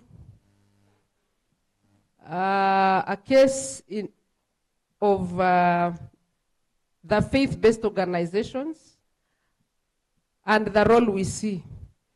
We are looking at it at the role of faith and culture in environmental stewardship. In addition to the policy and community actions, we have found that the culture and faith-based organizations will play a very instrumental role in promoting the stewardship.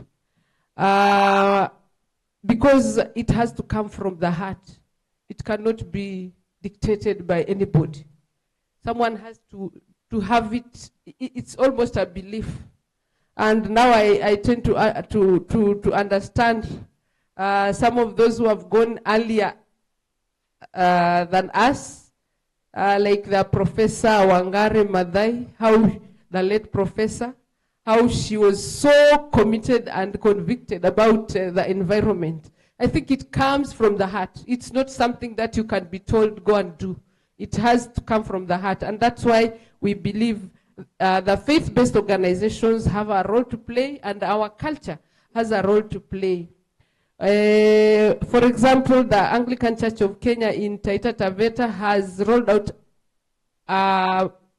a program they call the Green Anglican Movement, and this has taken significant steps in terms of strengthening their theology, and they term it now as eco-theology, and it is mainstreamed within all their services with their followers, and it is influencing, the behavior of those who are participating in terms of taking action at the individual level. The partnership has been pivotal in promoting green energy, youth participation, and a culture of environmental responsibility that aligns with both the faith and moral obligation to take care of creation and to take care of our own environment, which is actually sustaining us. We are looking forward to partnerships and global cooperation as we move forward. We recognize that our local actions are only a part of the broader climate movement. And Taita Taveta County, and indeed Kenya as a whole, is not isolated from the impacts of climate change. For us, we have experienced it firsthand with both droughts, which are long-standing, which have led us to experience how the wildlife can become aggressive during the dry season, something which we never really used to experience in the past. But now, during the dry season, we are experiencing it. And then, when it rains, it is floods. And the water flows down the hill, and those who have been in Taita, it is very steep hills. You can imagine the water running down and just washing down people who are living in the lowlands, it turns out into gullies and all that. So we have experienced this firsthand ourselves.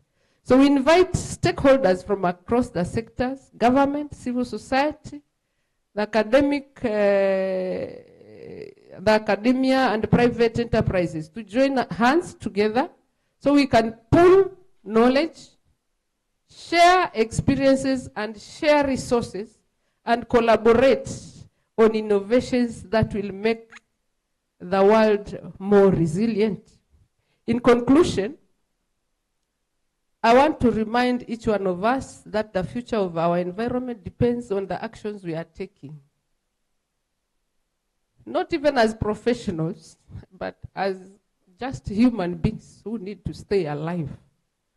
So the progress that we have made in Taita Taveta, for us it is proving to us that even with limited resources, commitment to climate action can yield positive results. We must continue to work tirelessly, ensuring that our policies, our programs, our partnerships, and are rooted in sustainability and inclusivity. Let this conference be a catalyst for this over the next 2 days. Let us remember that our work is not just for us, but it is for generations that will follow us.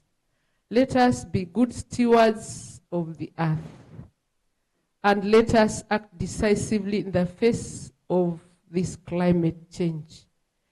I wish to thank you all and look forward to the fruitful discussions ahead, but more so, as people acting in the environment space, that we are thoroughly convinced and deep enough to show it in action. I try to do it all the time in my home with my grandchildren, making sure nobody throws around waste. Now I have learned that it is polluter pays. So I am instilling that in them. The polluter pays. So it is creating incentives and disincentives for not handling waste properly. And also trying to ingrain in them that you have to take care of the earth, which you have to step on every morning. Don't go cutting trees anyhowly. And don't kill insects anyhowly. You know, some of them don't even understand what it is all about.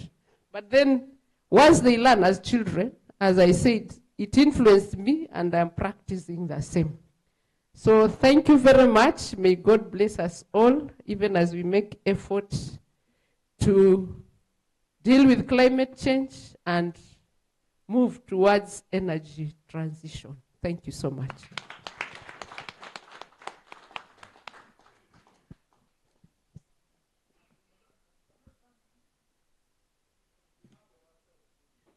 Thank you, Prof. We have 1 minute to do it, and then Honorable Gashagwa. Oh, 1 minute. Members, I'm sorry. I had been sent with some apologies from my boss, the National Assembly clerk, Samuel Njoroge. He happens to be a member of EIK. His first degree was environmental planning and management. And he was to come as late as Monday. We had agreed we are coming. And I'm here with his blessings. And therefore, as members of this profession, this EIK, I can assure you that things will be sailing very easily in Parliament. So just accept his apologies. He was to come, but you know what is prevailing currently. And he has to be on his toes. Thank you very much.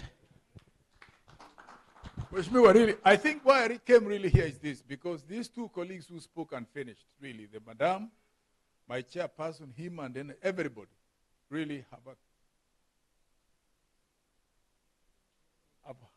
put a lot in my heart. If we need champions in parliament, this is a man of substance, intelligent.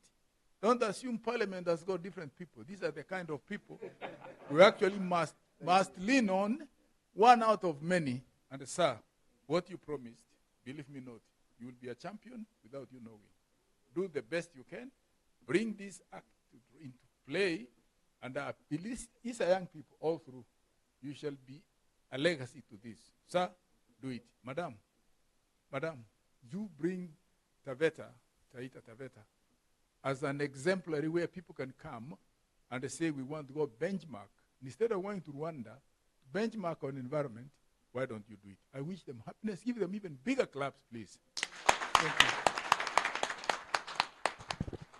Many thanks, Prof. I would not have done it better, and thank you for always coming in.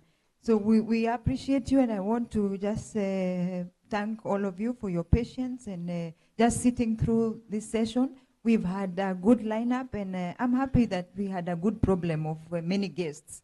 The other way around would have been more problematic if we had just the chairman here and myself and other few board members trying to think who will speak. So I think this problem is good enough when we have more guests, and it really lights up our sessions. So I really need to ask for your indulgence in this matter, because we are looking at time, and we are supposed to go out for tea break. That is what we are supposed to do. And we are also supposed to have a group photo. That is another thing we are supposed to do. But I'm worried. I know a few of us have taken their tea creatively, just popped out, and they also took some tea and came in. So I saw some of you. I saw you outside. So I'm really requesting us, because we have one great man with us, and he has something lined up urgently, and he cannot leave without speaking to us. He had prepared to talk to us. He's with us. He was here very early, and he made a commitment. When we gave an invite, he said, I will be there, even if I have a number of other things lined up, I will surely come. So it would really be an honor for us if we can just extend to him our 10 minutes or so to just give us a talk, and then we can now leave for tea and lunch combined, and we will have a happy time as we take the photo and take tea and lunch. So just bear with us if that is agreeable. He's a man of interest, by the way. He's a man of interest to us. That is Daniel Kipto, Energy and Petroleum Regulatory Authority. He's the Director General, a man that is familiar to us. Every 15th of the month, we normally wait for his speech and what he has to say, and I hope he also has good news concerning what is coming up. So we ask him to just have his few minutes, and then...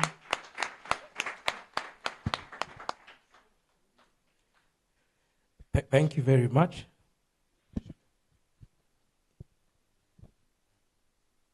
Thank you very much, moderator, the chair of the Institute, Mr. Mugambi, distinguished professors.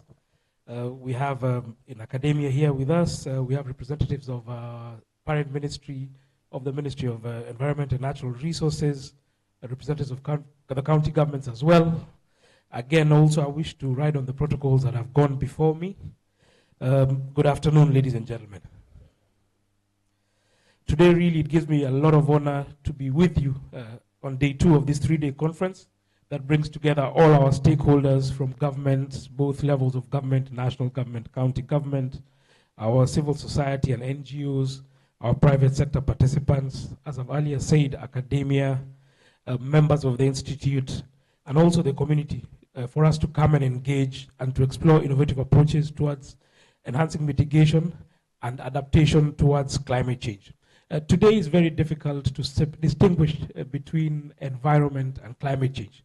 For a lot of us who have engagements, particularly at COP after the Paris Agreement, the conversations between environment and energy are very intertwined, and it's very difficult to separate conversations on environment and technology. And I'm sure a lot of the members of the Institute who are practitioners, having themselves increasingly getting involved in the energy space and the energy landscape. And we're here today to also just give you a highlight of the energy space. I know the speech of our peers has spoken to it.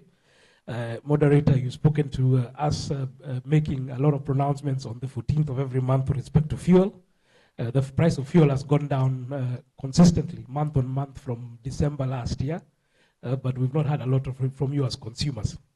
I keep telling people, for us at the Energy and Petroleum Regulatory Authority, or even those like Engineer Nzioka from the State Department of Energy, it's very difficult when you do something and it impacts you as well. We don't get discounts on our staff cards. So we take the decisions in line with the law, but ultimately we have a much broader mandate.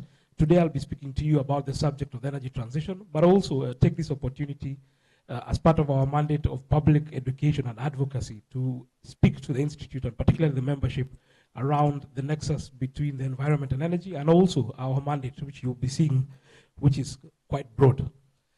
Ladies and gentlemen, I think also the Institute has been a very good partner of the Energy and Petroleum Regulatory Authority, where we've been playing a very critical role to ensure compliance with our very good, robust legislation with respect to environment across the entire energy value chain. This collaboration has been very instrumental in promoting sustainable practices and environmental stewardship in energy projects nationwide. It is now a well-established practice that no energy project can be initiated without an environmental assessment report being prepared by an EIK-registered firm. Ladies and gentlemen, this conference theme on climate change and energy transition is very apt for the discussions today. The challenges posed by climate change are urgent and complex, but they also present a world of emerging opportunities within this space. The energy transition is about how we produce, distribute, and consume energy, guided by a vision of environmental stewardship and economic resilience. We have heard adaptation, mitigation, just energy transition as some of the key pointers around what we call to be a just energy transition. For us as a country, Kenya, it is guided by a vision of environmental stewardship and economic resilience. It is a gateway for our country for cleaner technologies, job creation, and industrial growth. As a sector-specific regulator, we at the Energy and Petroleum Regulatory Authority play a crucial role in steering this transformation, shaping policies, and promoting innovation, equity, and sustainability. Today, we are looking at exploring untapped potential for the energy transition, from e-mobility to renewable energy investments. Not only are these opportunities for business, but also pathways towards achieving our national development targets and driving regional competitiveness. Ladies and gentlemen, as we segue into the conversation of what has EPRA done to promote the energy transition. One, we've been able to engage industry experts, investors, the communities, and public sector players in developing regulations, which is one of our key mandates to guide the implementation of projects in a more environmentally conscious way. This has been very keen to accelerate the activation of renewable energy plants, including geothermal, hydro, solar, bioenergy, which accounts for 83% of our energy mix as at 2024. Ladies and gentlemen, I think the question that was asked as I was being introduced as to what is our role as EPRA, I just want to take you through a couple of slides that will be speaking to what is our mandate, what do we cover. As I said, today is not only to speak about the nexus of the transition, but also part of our mandate as established in the law that has set us up is to educate the public with respect to our mandate in the energy sector. And we believe that members of the Institute can come out of this conference also as champions, not only for matters with respect to environment, but also to raise awareness. And I think Chairman Emilio, after this also, you will also have an appreciation of one of the issues that you've raised with respect to net metering and particularly the solar PV space, as you've correctly alluded to.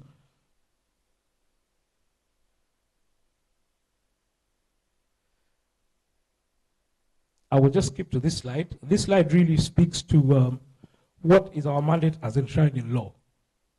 We are set up under a legislation which is the Energy Act of 2019, and Section 9 of that act gives us the mandate of the technical and economic regulation of the electricity, renewable energy, downstream coal, methane, and petroleum sectors. Basically, this gives us the mandate to regulate both the energy space from electricity, the entire value chain, as I'll show you, but also the petroleum space.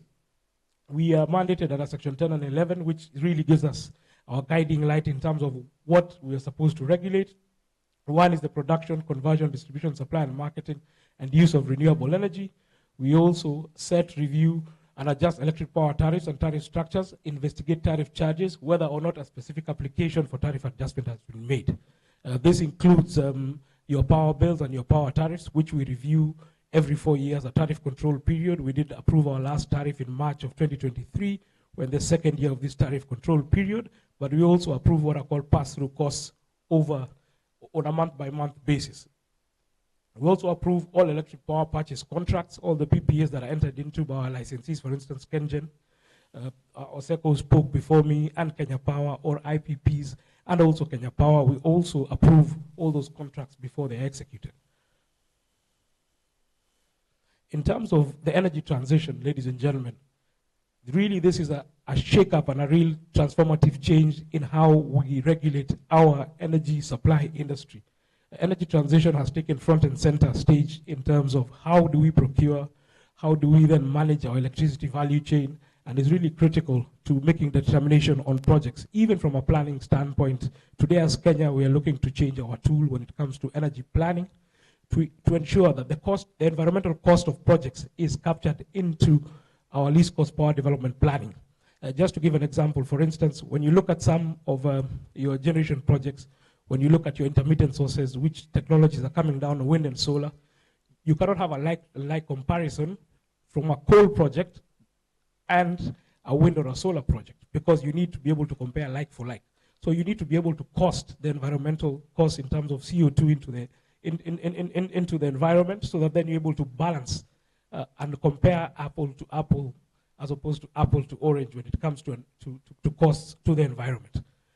In terms of where we are in Kenya, biomass still remains a predominant source of energy in our country, and we have petroleum and electricity also dominating, together with fuel, what is our need for energy in our rural communities. In terms of analysis of our national energy, it shows that we do really still rely a lot on wood fuel and biomass. And these are some of the interventions that we need to take to ensure that we transition our people away from biomass, which today accounts to 68% of our total energy consumption in the country. Petroleum accounts to 22%, electricity 9%, and other sources at 1%. I think this is a very important point, that we really need to be able to work with both levels of government to ensure that we're able to transition our people, particularly away from biomass towards cleaner and renewable energy sources. And we have some of the interventions which I'll be showing you that we have been able to put in place working with the national government. Ladies and gentlemen, this is just a schematic of what the energy and petroleum sector space looks like. Today we have the Ministry of Energy and Petroleum, which is the policymaker in the energy and petroleum space. We are unique as a regulator because we regulate both the entire value chain of electricity and petroleum, governed by two legislations. One is the Energy Act 2019, and the other is the Petroleum Act 2019. You can see we do have the State Department of Energy sitting here, and we then have the State Department of Petroleum, both sitting under the Ministry of Energy and Petroleum. We do have a tribunal, akin to what all of you in the room would know, the Environmental Tribunal. There's the Energy and Petroleum Tribunal that hears appeals from decisions of the authority. When you look on this end, this is the entire value chain of electricity in our country. You have generation, you have transmission, you have distribution, and eventually retail. In the generation space, we do have our licensees. For instance, one of the more prominent ones that you know, which is KenGen, sitting in the room today. We have Geothermal Development Company that's mandated to de-risk steam into the country and to be able then to procure for power plants. As we speak today, there has been a groundbreaking for a 35 megawatt power plant in Menenga in Nakuru County that is being officiated by the Excellency of the President as we speak today. We have the IPPs that a lot of you would know about. These are independent power producers. We have another one which would be important even for the context of where we are today, which is NUPEA, which is the Nuclear Energy and Power Agency. There is plans to construct Kenya's first new nuclear power plant by 2030. And one of the more topical conversations, which I'll be urging the Institute, even as we look at the abstracts and we develop papers, is the conversation of nuclear power in Kenya, which is really guided by the International Energy Agency. One of the questions has been spoken to is about environmental safety and safeguards. I think that's a more topical conversation, We've heard Deputy Governor conversations around, do we need nuclear? Why does it have to be at the coast?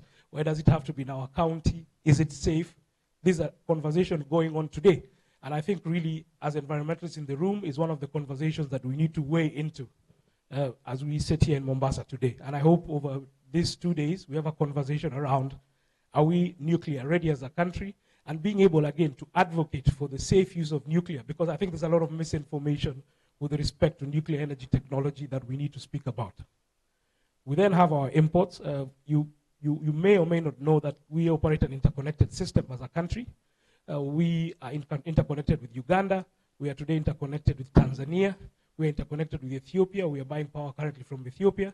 And we are in a journey to move to what is called an East African power pool, which is 16 countries being able to trade power and eventually have power markets. We then have our transmission, which is shared between the 100% state-owned company, Ketraco, and Kenya Power and Lighting Company, which is majority owned by the country, by the government rather. And then we have distribution as well, where we have our Rural Electrification Authority and KPLC, and we also have private mini grids operating. For instance, in Kisii County is a company called Power Hive that has been in the space for quite some time in terms of being private distributors of energy. We then have the retail space, which, as I've said earlier on, we're able then to approve a retail tariff, and it's Kenya Power that is in the retail space. On this other end, we then have our regulation with respect to petroleum. We regulate petroleum across, again, the value chain from exploration, which is what we call upstream. This is exploration. A lot of people would know about tallow oil and Block 10 BBM 13 in Turkana. And some of the questions as to where we are with that, do we have commercial discoveries? The answer is yes. Where are we in terms of commercializing those discoveries? We are looking for a strategic partner to allow us then to be able to commercialize these discoveries. That is the upstream. The midstream, then, you have midstream actors. The biggest midstream actor is the Kenya Pipeline Company. The midstream is the storage and the distribution, the logistics. So you have Kenya Pipeline Company, you have oil marketing companies, we call them OMCs in our space. We then have our national oil company, and we have the Kenya Petroleum Refineries Limited in Changamwe. Here we are in Mombasa. We then have the downstream, which is the trading and marketing, the retail stations that you see in the country. I thought it was important because then you can be able to understand what the energy landscape looks like.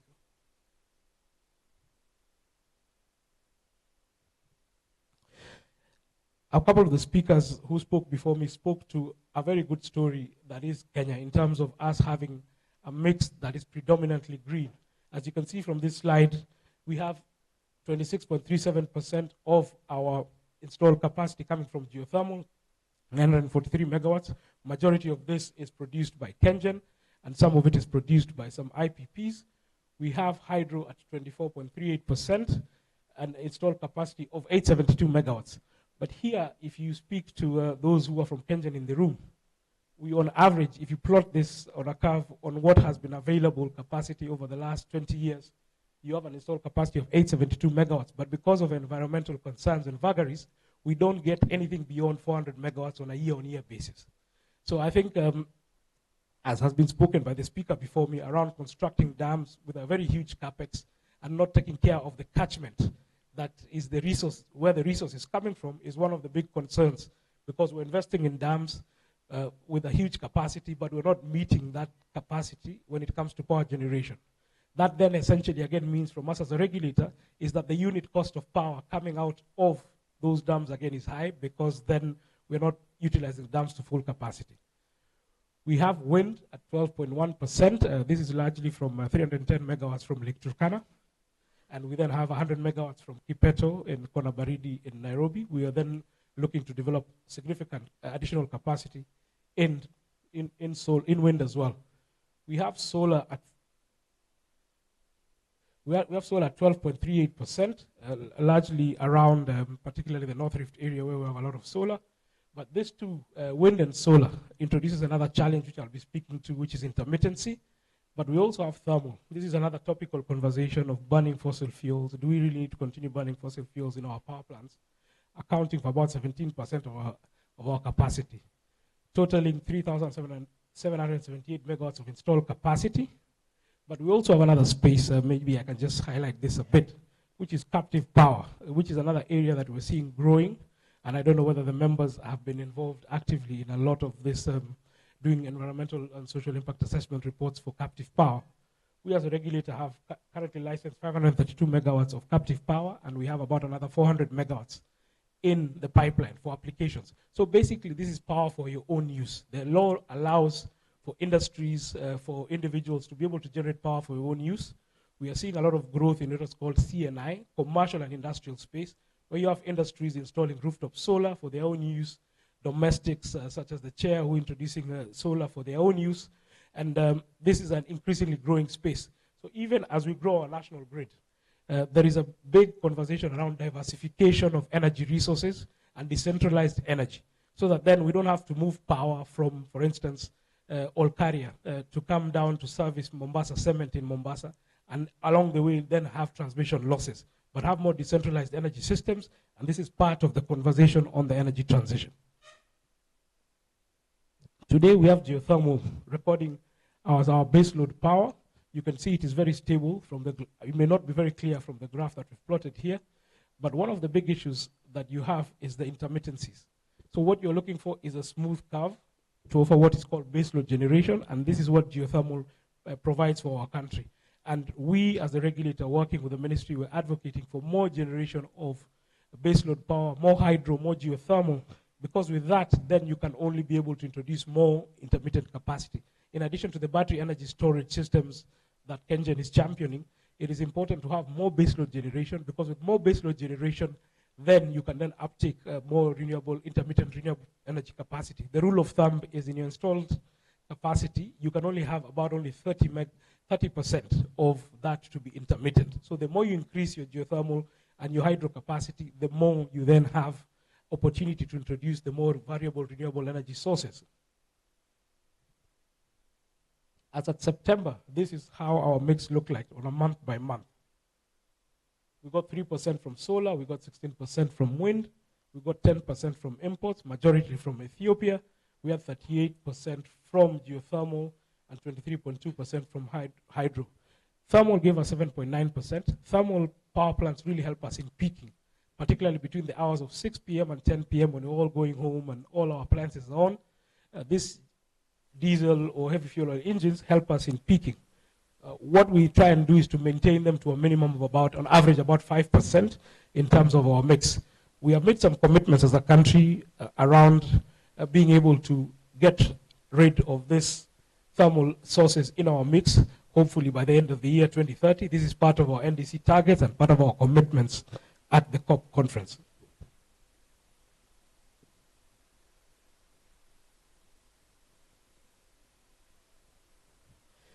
Ladies and gentlemen, this slide just shows you a progression of where we've been from 2010, from 1,000 megawatts peak power. Peak is really what the maximum power that we as Kenyans are drawing from the grid vis-a-vis our installed capacity. So this is our peak demand, our maximum demand in 2010, about 1,000 megawatts. And you can see that we've been steadily growing all the way to 2,400. Today, our last peak demand is 2,241 megawatts, which was recorded on 24th of September 2024. And this is against an installed capacity of 3,400 megawatts. What that tells you is, from us as the regulator, there has been a conversation nationally around us as a country having excess power. This trend tells you that we don't have excess power in our country, and we're running what we call a very thin reserve margin. Because out of your installed capacity of 800 megawatts of hydro, you only have 400 megawatts available. Certain instances, we do have 2,241 megawatts peak capacity, but you find what you have available for dispatch is slightly under 2,350, giving you a very thin reserve margin between 70 to 90 megawatts. What that means is that from a security of supply standpoint, if KenGen, for instance, has to take out one of its plants for maintenance, then the utility and the system operator must switch off some customers to ensure that the grid is balanced and is stable. And from those of us from the western part of the country, you will notice this in Bomet, in Kericho, in all of South Nyanza, between the hours of 7 p.m. and 10 p.m., you'll see your lights flickering. It's because of this challenge that we're seeing, a very low reserve margin. Demand is growing, everybody's getting appliances, even in our villages. You can see people now with fridges, microwaves. That is all demand. And there's a lot of pent-up demand that is there across the country. And what we've been saying as regulator is to work with the ministry and the utilities to allow us to onboard new capacity to ensure that we don't have a challenge of load shedding as we've seen in other jurisdictions. Let me just go back and you'll see it. There you go. 10%. Those are your inputs. Those are your inputs from Ethiopia, from EEP. We have a PPA with Ethiopia for 400 megawatts.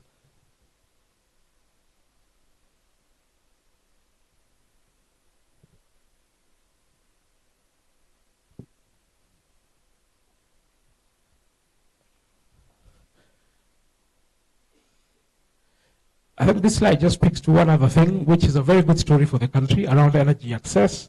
Today, Kenya Power has slightly just under 10 million customers, and we've moved from the year 2012 from having 2.2 million customers to now 10 million customers.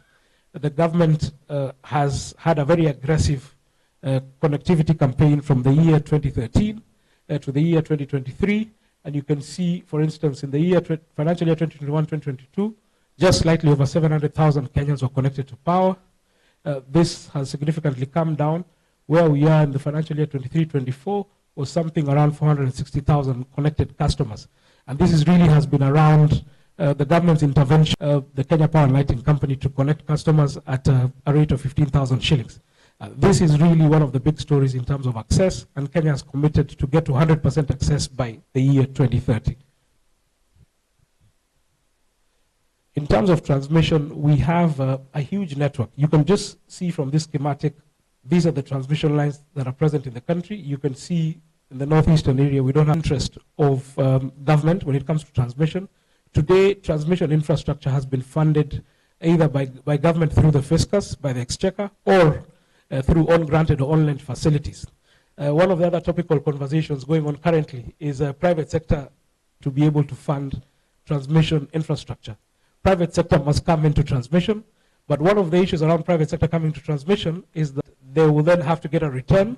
How do we ensure that we strengthen our aging transmission and distribution infrastructure, but ensure also we're able to interconnect that as consumers?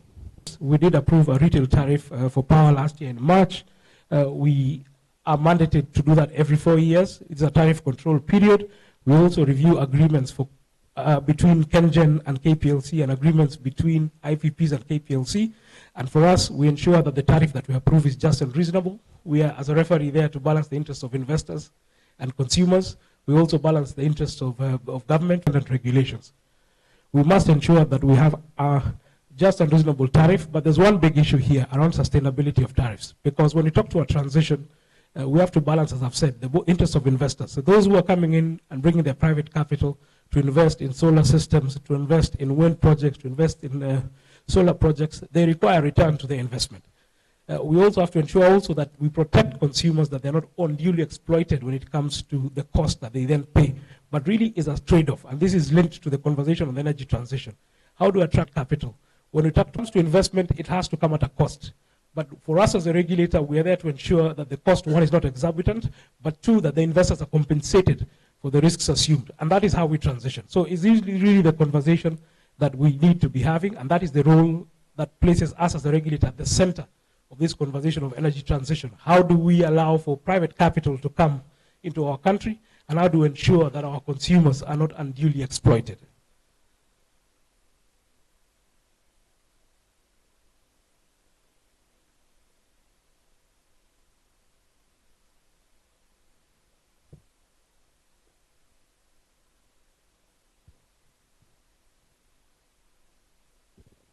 Able to move to the next slide.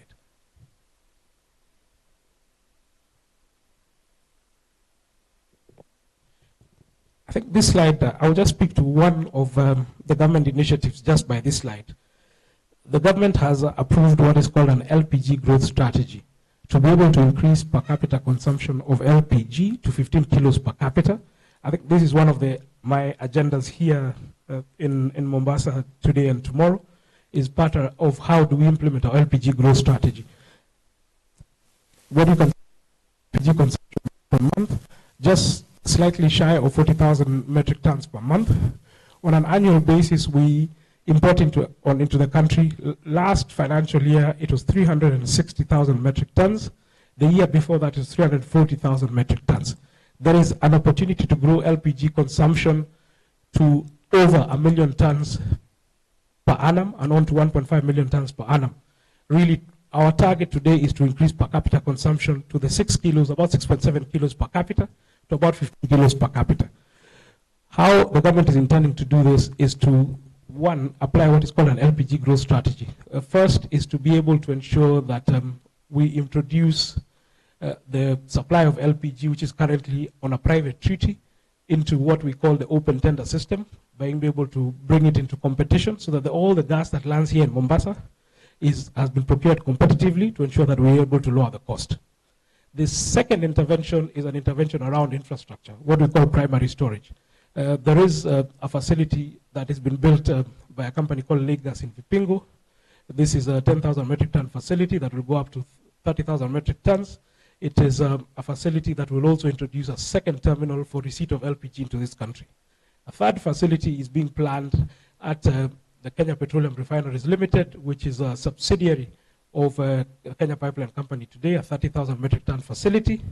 That will ensure that we have, in addition to the current facility, Africa Gas and Oil Agol, which has 24,000 metric tons capacity, that will have about 70,000 metric tons of capacity. Because if we don't address the infrastructure challenge, then we'll not be able to increase our per capita consumption. The other intervention which has already been introduced by government, which is also linked to the environment, is an issue of taxation. Already there has been intervention through Parliament with respect to taxation of LPG to make it more competitive to biomass, as we've seen previously, where we have a very high consumption of biomass into our country. The other challenge has been a challenge of the infrastructure with respect to the receptacle, which is the cylinders. So part of the government's LPG growth strategy is to put a cylinder in every home by the year 2026. The target is to put 9.6 million to 10 million cylinders in every home, so that every home has at least a cylinder.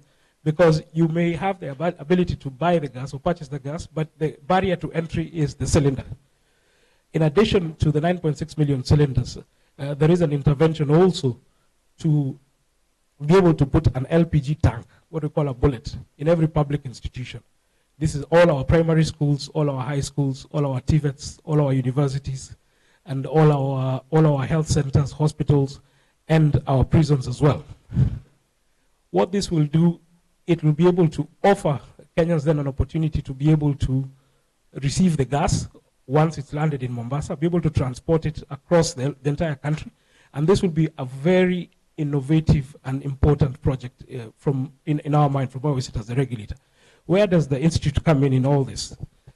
The two things that people in the world don't compromise on is their safety and their health of themselves as a person, and also their schools. I know we have distinguished academia here. The environment will come in, particularly in the conversation that we are having, and the institute and its membership around the safety and environmental impact of this LPG growth strategy. How will we deploy these bullets into our schools? How do we ensure that environmentally they are safe?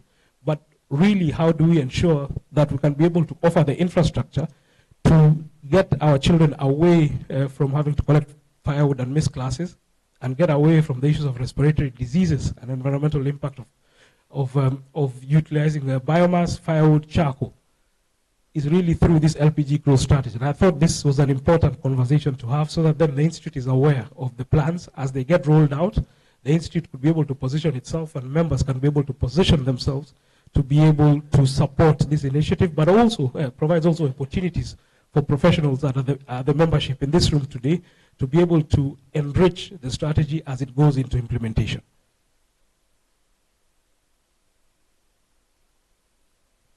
In terms of our NDCs today, we have given a commitment to reduce our national determined contributions in terms of our NDC targets, to reduce our emissions by 32% by 2030. This is a commitment that we gave at COP28, but as I've said again, we have pledged to be able to have 100% of our generation to be renewable and green by the year 2030. We already have a very good story as a country, because other countries are talking about 20%, 24% in terms of their green footprint when it comes to generation.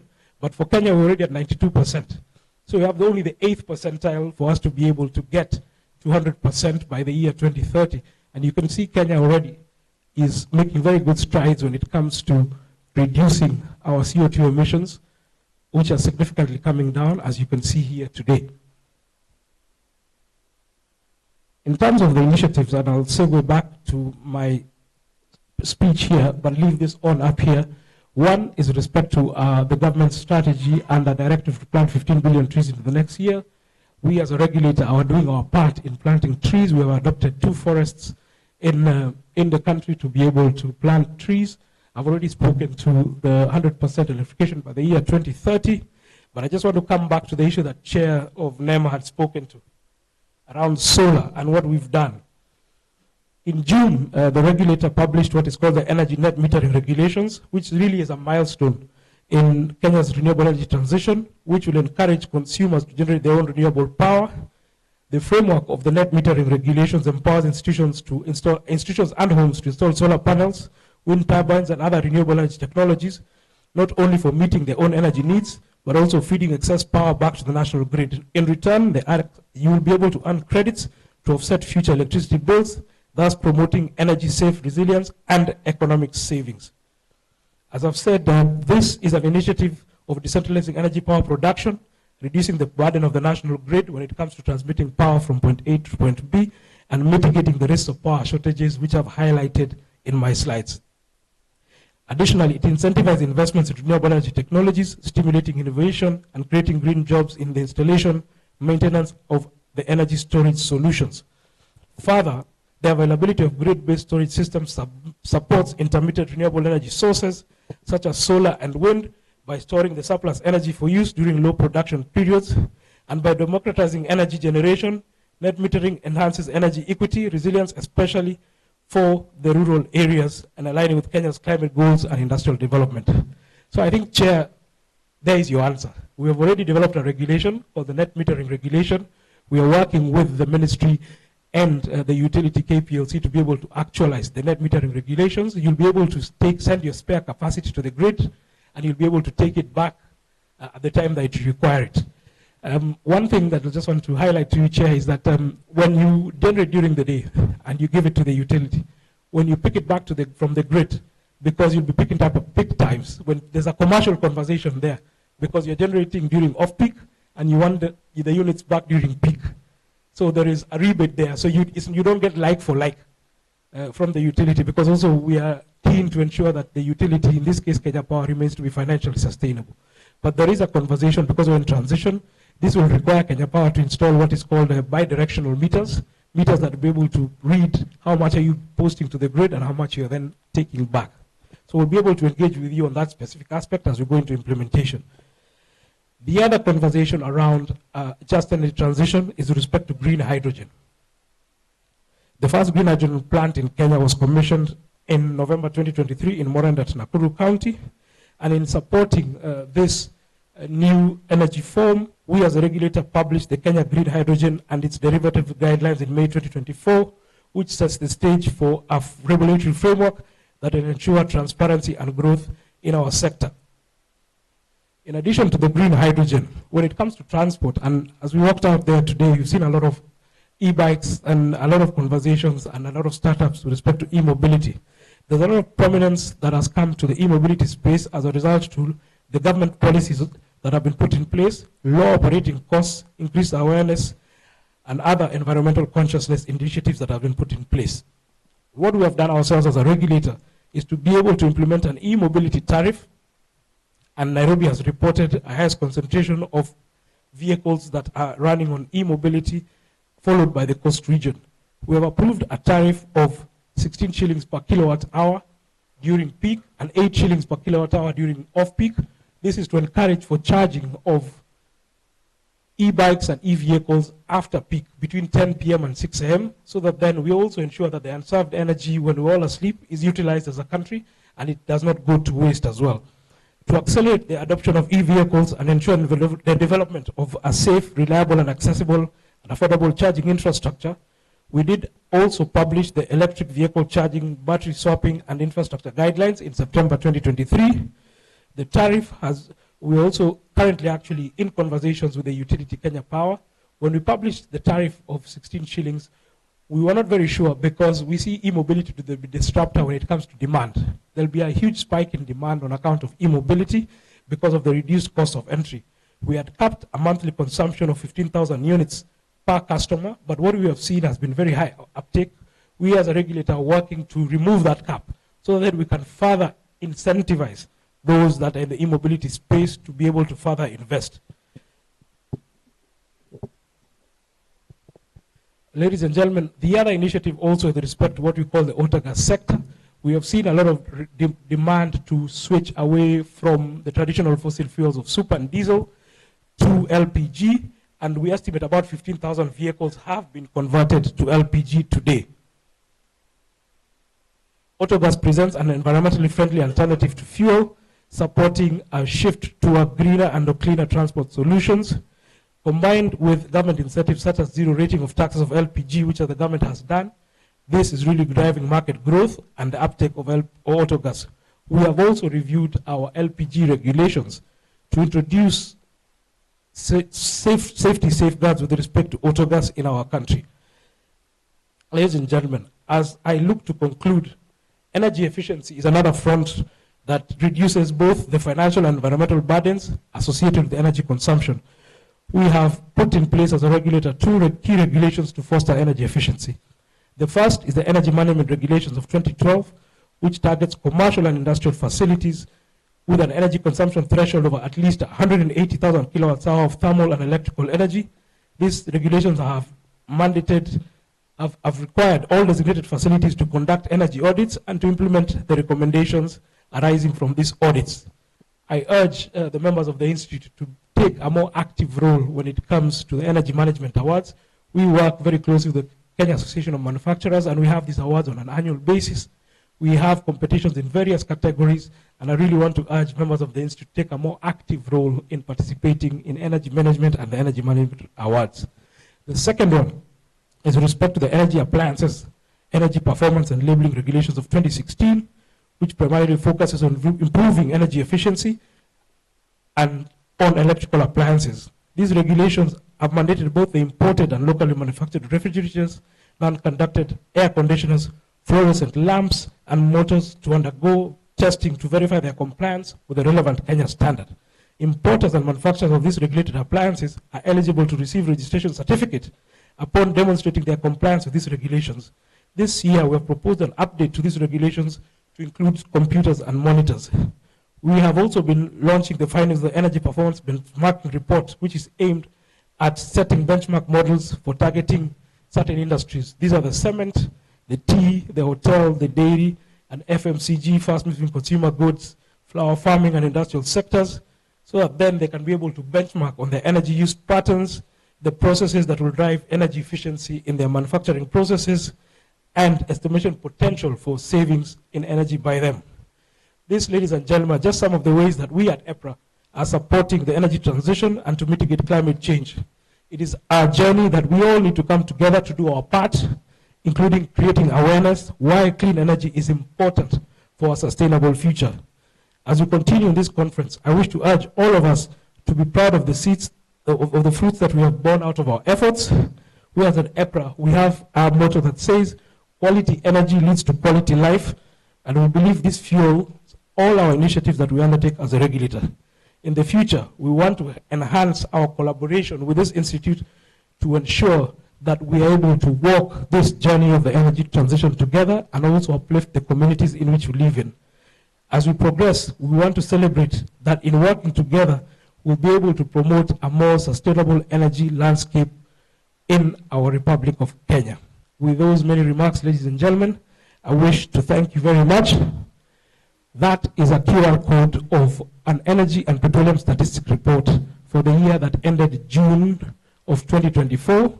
One of our mandates is to prepare information and statistics for the energy sector and disseminate this working together with KIPRA and other bodies. So those in academia, those in the institute, if you can scan that QR code, you'll be able to download the Energy and Petroleum Statistics Report. What I presented in those 3 or 4 slides is just a snippet of what the energy statistics of this country. Yeah, I'll urge all of you, if you're able to scan that QR code, you'll be able to download it. Those who will not be able to scan it, if you go to our website at EPRA, you'll be able to download this report, and it'll give you a more in-depth analysis of what are the statistics of the energy and petroleum sectors in the country, what are the current trends, what are the opportunities that portend going to the future. Again, ladies and gentlemen, asanteni sana, and I wish you a fruitful deliberation going forward.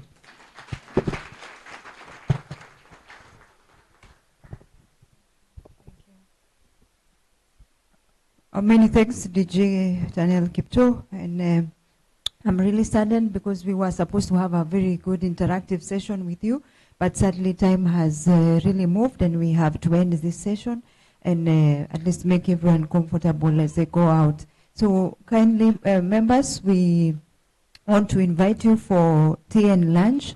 As we go out, tea is at the entrance, and then we will all be directed to where lunch is being served. Some of us have to take tea, so be warned of that.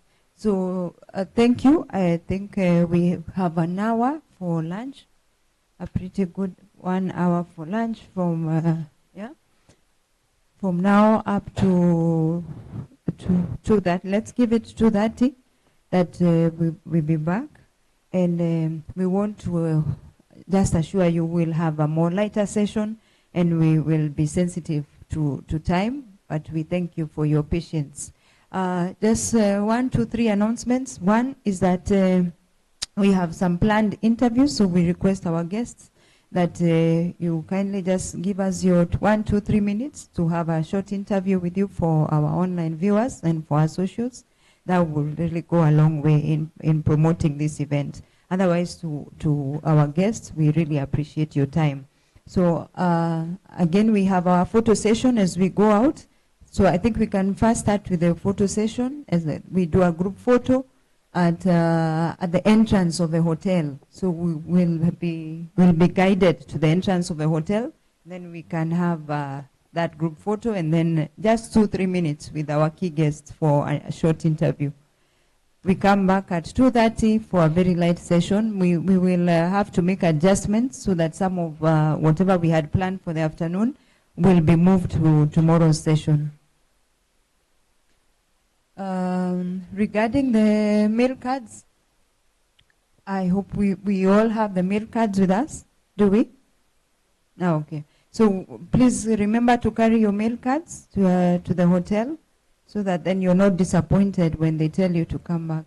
So for those who do not have the mail cards, we will also take care of it. As we are going for the group photo, someone will be taking care of that. So I think we are good to go, and I want to release us for that. Let's walk to the photo session site.